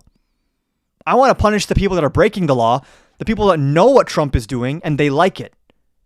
But like, if you ever want to create any kind of social change, you just have to be able to understand descriptively. I guess what I'm getting at is this. Until you understand things descriptively, you can't start making prescriptions. And everyone loves jumping to step 2. And I feel like if you have not figured out step 1, you cannot jump to step 2. Like, for example, if I believe that housing is too expensive and that I think it's fucked up that some people can't afford rent, if I don't understand how the world works, I can just say, let's just cap all rent everywhere at $100 a month. I'm giving an extreme example, right? That's not going to work, though, because I don't understand market mechanisms. If I say, okay, I understand how things work, the way to address this is let's build public housing. Let's build private housing. Let's increase housing supply. That's actually, like, I have this issue with economics as well, too, when I debate people on economics, is like, they'll want to debate me on, was Trump's tax cut a good idea? And you'd think that that's a prescriptive debate, right?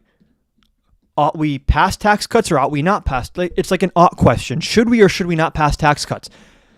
I don't think that's a should question. I think it's an is question. Like, that's a descriptive question. Because when I debate these people, it's not like we agree on the effect of the tax cut, but they're just saying this effect is good and I'm saying it's bad. Their understanding of what the tax cut will actually do in reality is just descriptively incorrect. So 99% of our political disagreement in this country right now is not about what we think should happen in an ideal world. It's disagreement about how does the world work? How do things work? That is the biggest area of disagreement that exists right now. And if you can resolve descriptive differences, then the prescriptions are actually pretty fucking easy. This is why, like, as someone who studied like economics in college, when I'm studying single payer healthcare, my professor's not telling me like, oh, this is big government or whatever.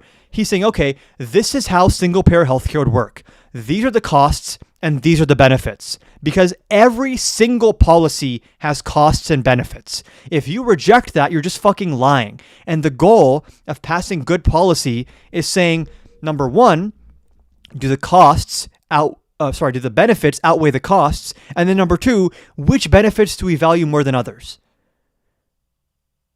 And those are, in terms of which benefits do we value more, those are questions of prescription and like should questions, moral questions. But the underlying, this is like, what is it called? Positive versus normative economics, right? Positive versus, yeah, I feel like this is a really important concept. Maybe I'm harping on it too much. And I'm going to get going in like a few minutes. But like, yeah, the number one thing you learn in economics is that everything is a trade-off. Everything is a trade-off. There's no such thing as like good policy and bad policy. Okay. Positive economics describes what is, focusing on objective, verifiable facts and cause and effect relationships.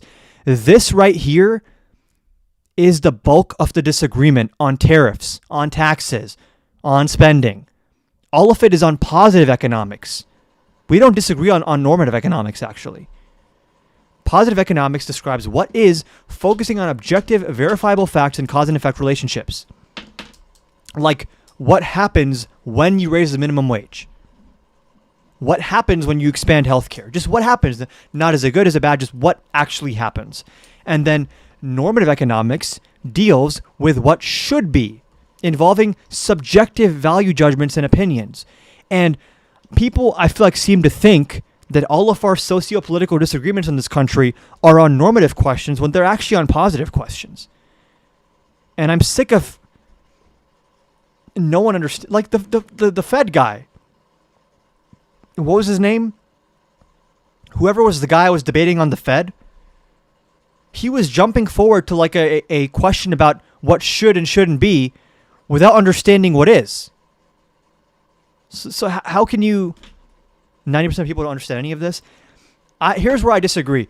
I think the concept that I'm explaining right now is actually very intuitive, but no one really makes this point very often in mainstream. Like, this is not like a sexy or like controversial argument that's going to like drum up a bunch of like eyes. But like, at least in one-on-one conversations, when I explain this to people, I feel like they understand it. And this is my issue, is like, this idea like the American voters are so stupid or whatever. It's like, part of that is because they're treated like they're stupid. And it's like, becomes like a self-fulfilling prophecy. Like, when you're running campaigns and the extent of your explanation of your policy is like, I believe everyone should have health care, I feel like we should be able to explain, like, here's how healthcare works right now, and here's how I want it to work. And if you agree with me, here's how many senators we need.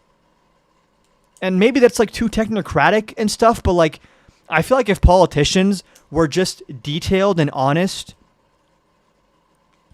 I think few people can grasp the macro concept. I disagree. The biggest thing I learned, and this is one of the biggest things that motivates me to do what I do, the biggest thing I learned from going to like a top college and getting an economics degree is like, all of these experts, the stuff that they teach you is like, a lot of it seems more complicated than it is because they're obsessed with like jargon. They're obsessed with using certain terms that make it inaccessible to the broader public when the actual underlying idea is pretty easy to understand. And I think a lot of economics and a lot of politics, the underlying principle makes sense to most people. But the people that understand the underlying principle are all like these weird expert elites who are just like peer reviewing each other's papers and talking to their students and doing labs and stuff. And that's great, but like, you guys are all like siloed off in your own little world, and you've just left the public arena to bad faith actors and liars and idiots.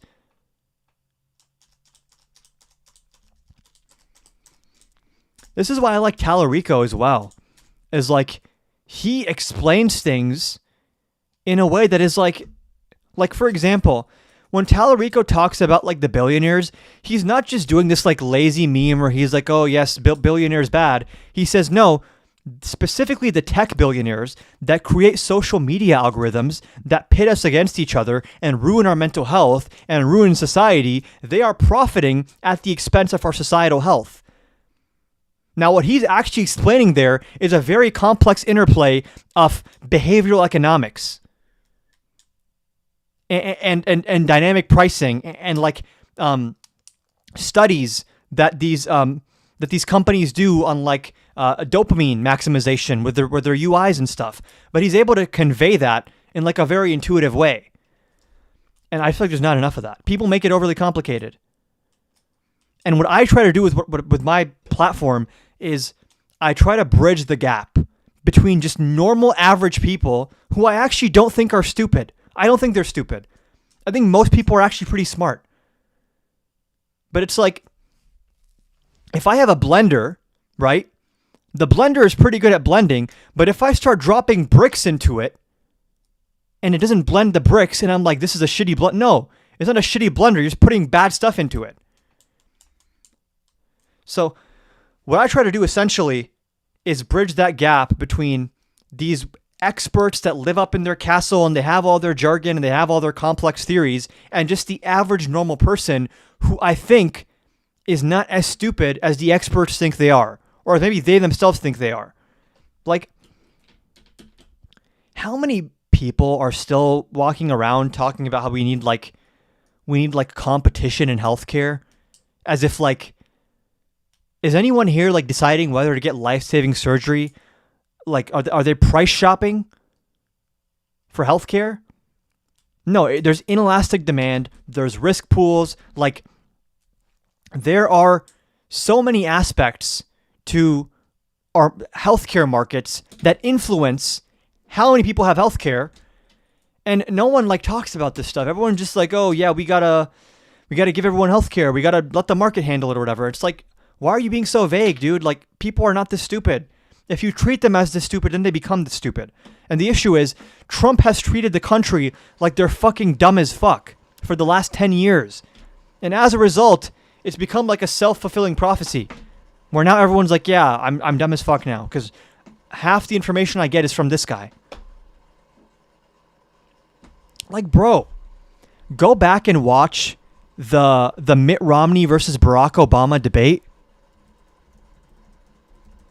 And it's like Romney's wrong about a bunch of stuff, but they're actually talking about hold on.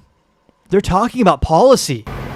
And it's like, it's not that hard to understand, actually. Lynn University here in Boca. So they came up with was this: one more economic development. We should key our foreign aid, our direct foreign investment, and that of our friends. We should coordinate it to make sure that we push back and give them more economic development. Number 2, better education. Number 3, gender equality. Number 4, the rule of law. We have to help these nations create civil societies. But what's been happening over the last couple of years?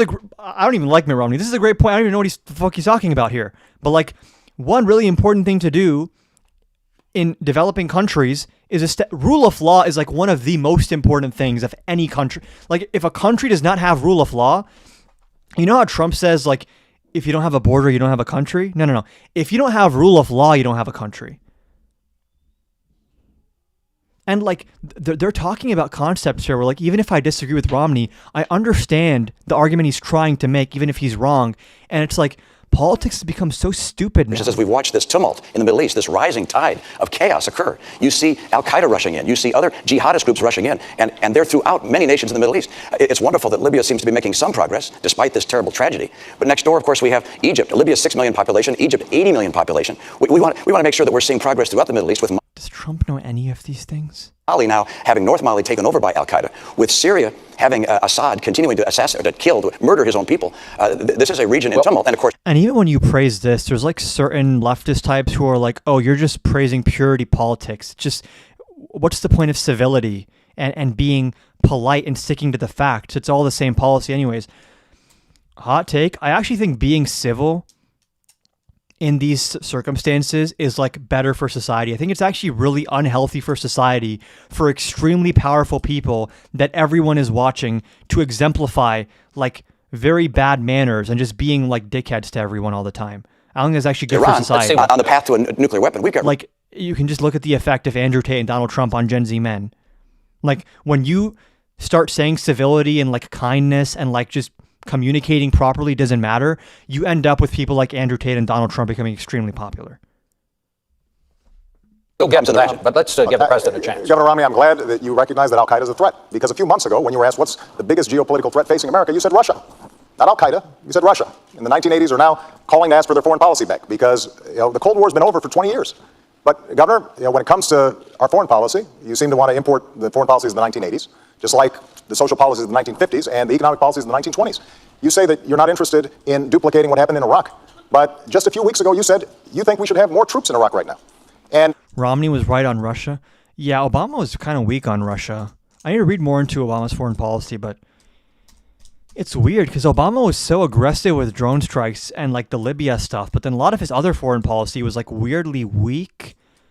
And when I say weak, I'm not saying diplomacy is weak in that the Iran deal was not weak. The Iran deal was smart.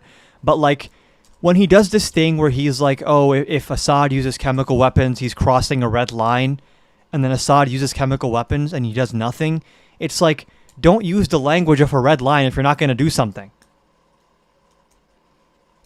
And with Crimea, Biden had a better response to the Ukraine thing than Obama did to the Crimea thing.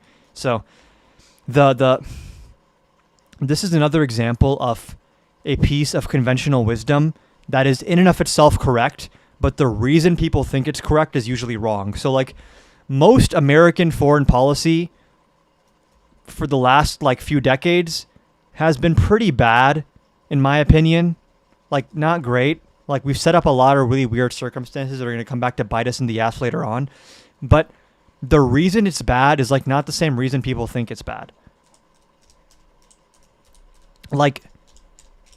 The issue is number one, America never really seemed to adapt to okay, World War II is over and the Cold War is over, and you should probably change the international order as a result. And maybe someone can can change my mind on this because I have to learn a lot more about foreign policy. So maybe I'm wrong about this, but my gut feeling in foreign policy is like we kept intact a lot of like international norms and institutions that only existed as a result of World War II and the Cold War, and we carried them into the 21st century as if they're still going to be as dynamic and as responsive to changing circumstances in like a unipolar world order.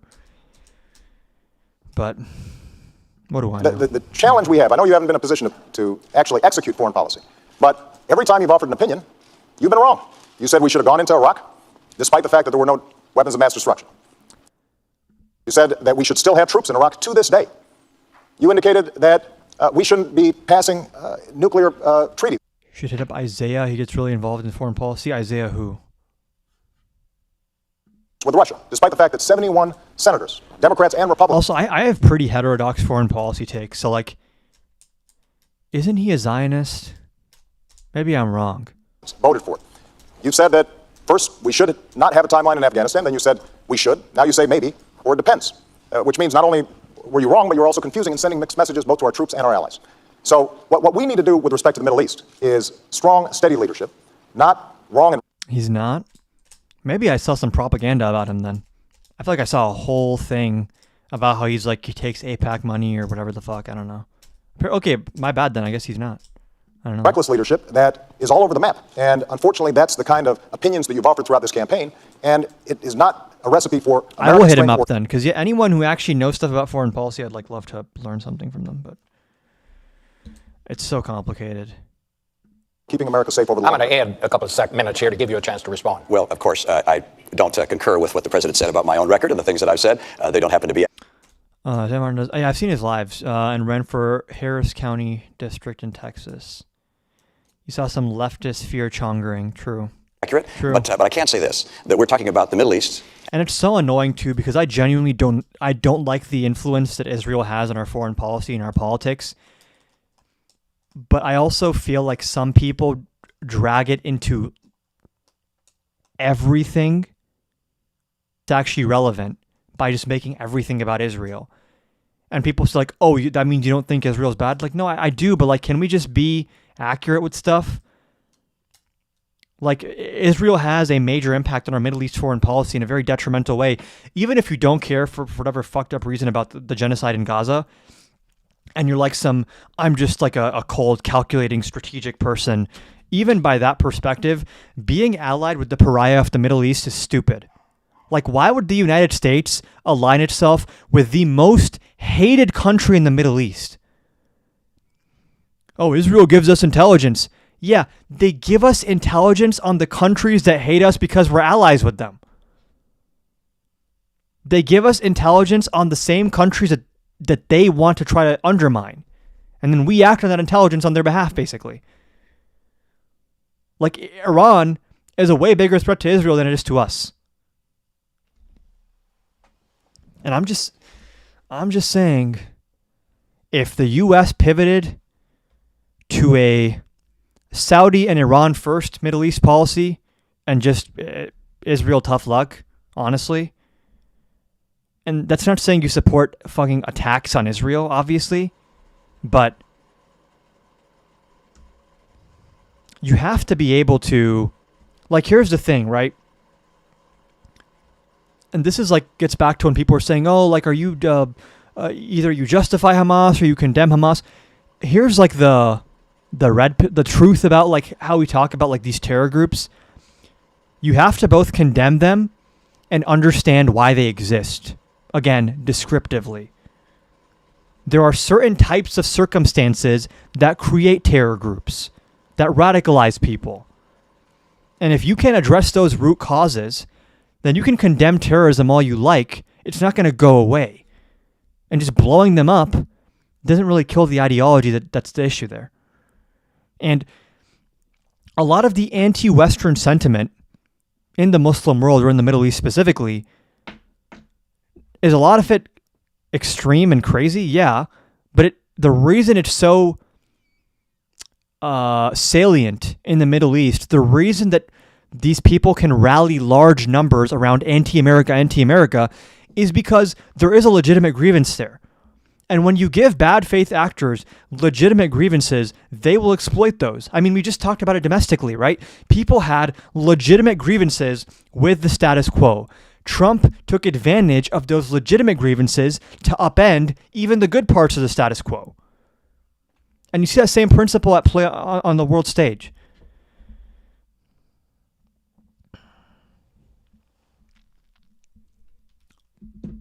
But, oh well. I'm going to call it a night. Thank you guys for watching. Have a good night. Take care, everyone. We hit 55K likes. I'm going to eat something and... Thoughts on China, Pakistan, India relations? I don't know enough about China, Pakistan, India relations to have a strong opinion on it. A lot of foreign policy stuff, I'll just be honest and say, like, I don't have a super strong opinion on specific things because there's so much to read about, dude. You have to understand the current political state, the sociological state, the history. There's so much depth to these things. So I have stronger views on like Middle East policy. I think that's what I have the strongest views on because I've read the most about Middle East policy. Policy in Asia seems a lot more complicated to me than Middle East policy, actually. And Europe is like, I don't even know what we're doing in Europe anymore. I guess we're moving towards a more multipolar world order. Was Al Gore robbed?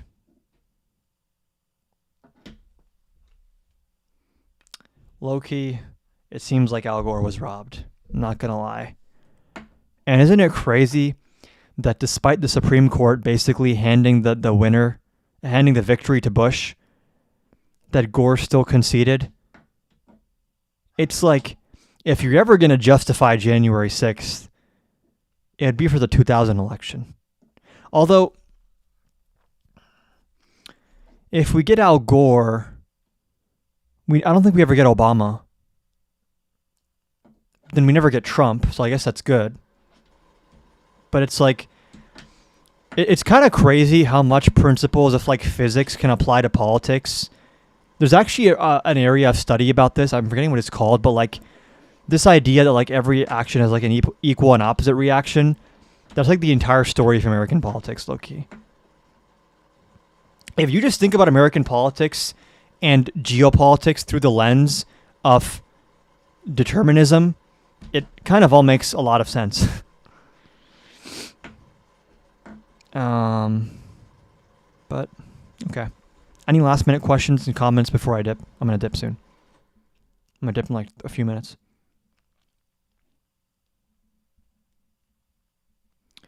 I don't think I'm a realist when it comes to geopolitics. I think I'm like is it called constructivism? Because I learned about realism and liberalism in my world politics class, but that was like senior year of high school. And then I took geopolitics. Like, realism is like this idea of kind of like, it's like the Mearsheimer stuff, right? It's like very calculated, self-interested, zero-sum type of thinking. I believe like international institutions can be pretty important, but they're only important if they're given legitimacy. Like, the issue is with the legitimacy of any kind of law or rule or norm is like, it's only as legitimate as what the strongest actor says. So like, America has a monopoly on force domestically, and we just kind of hope that they're going to use that monopoly on force to like actually enforce the Constitution. But if they just don't do that, then it's like when people argue might makes right, descriptively it's just true that like might makes right as a matter of fact, but the question of should might make right is no. Like, if might makes right, we have to try to ensure that the mightiest actors are also the most bound to some kind of rules and norms and goodness. Right? So like might makes right doesn't have to mean exploitation and abuse. You can have a very strong leader or like a very strong country that has all the power, but then doesn't abuse that power, which is easier said than done. We're witnessing how that's much easier said than done across the world right now.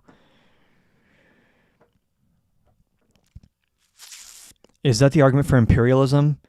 No, I think I'm making the argument for like a one world government, which I know the conservatives hate this shit. 10 years from now, they're going to pull up this clip and be like, oh, he supports the New World Order. But like, yeah, the idea, and I'm talking about on the time scale of like centuries. Like, just look at the trend, right? Human beings go from like little tribes to bigger collectives to like cities to empires to like nation states. And you notice that like the root of all conflict ever is people being pitted against each other. Like people being told like that person is like in a different group than you are.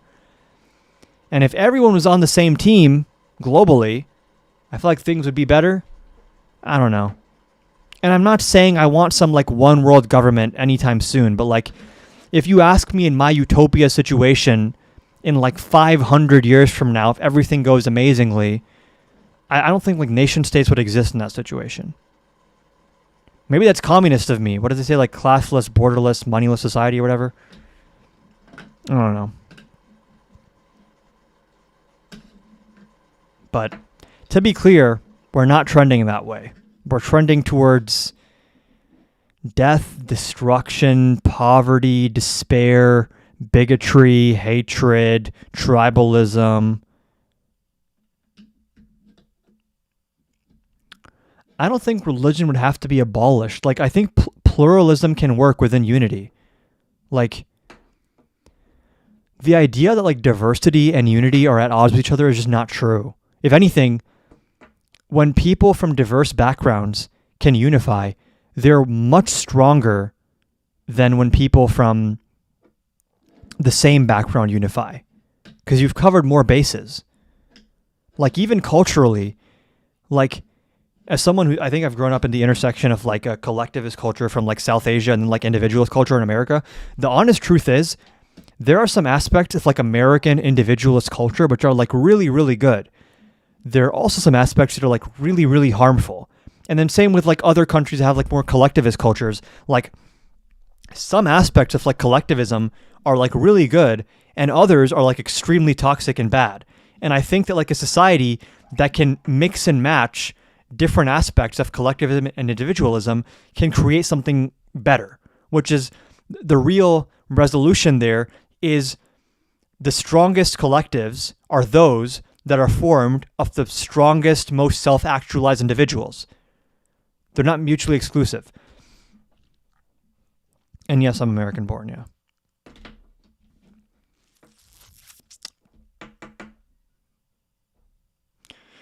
Aren't Muslims and Jewish permanently pitted against each other, though? But that's like... It doesn't have to be... I try to avoid talking about religious stuff, so I'm trying to see how I can carefully answer this question without saying too much. I'll just say this. There are a lot of Muslims and a lot of Jews who don't think that their religion requires them to be at each other's throats. Whether or not their religion does require that, I'm not too concerned with.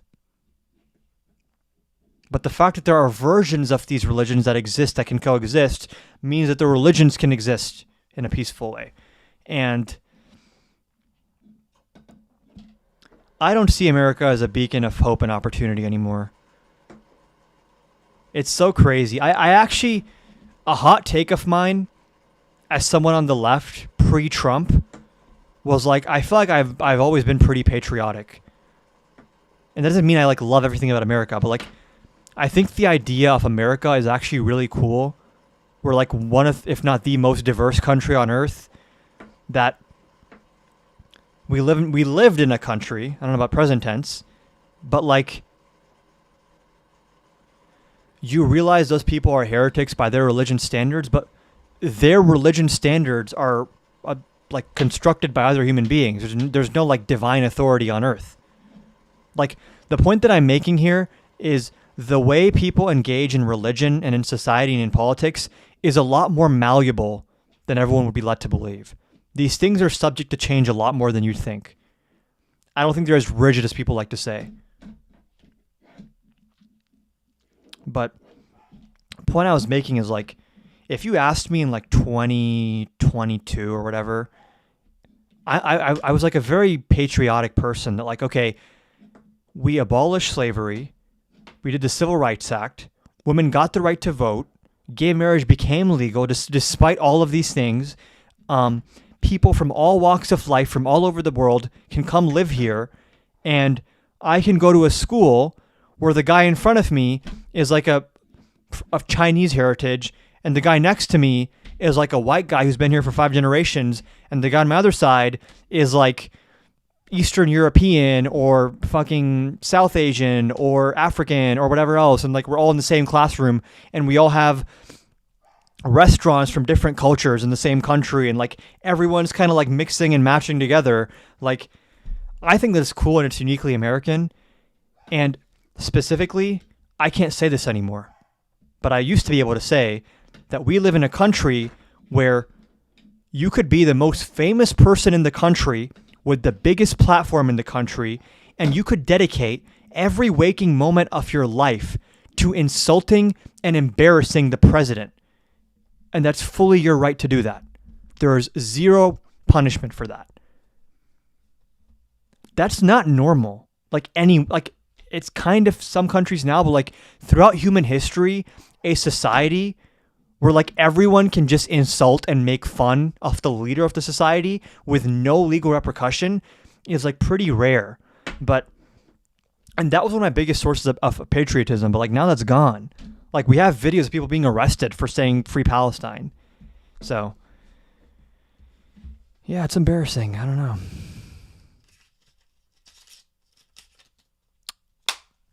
Anyways, have a good night, everyone. I'm gonna go. Any like last minute questions?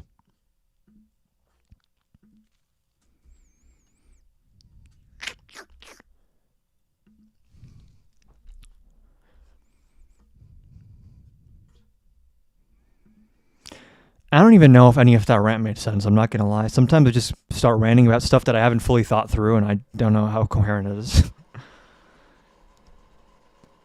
The difference between my lives and my videos are like my videos are so polished and I'm so meticulous with all my word choice, and I spend so long like letting the concrete dry.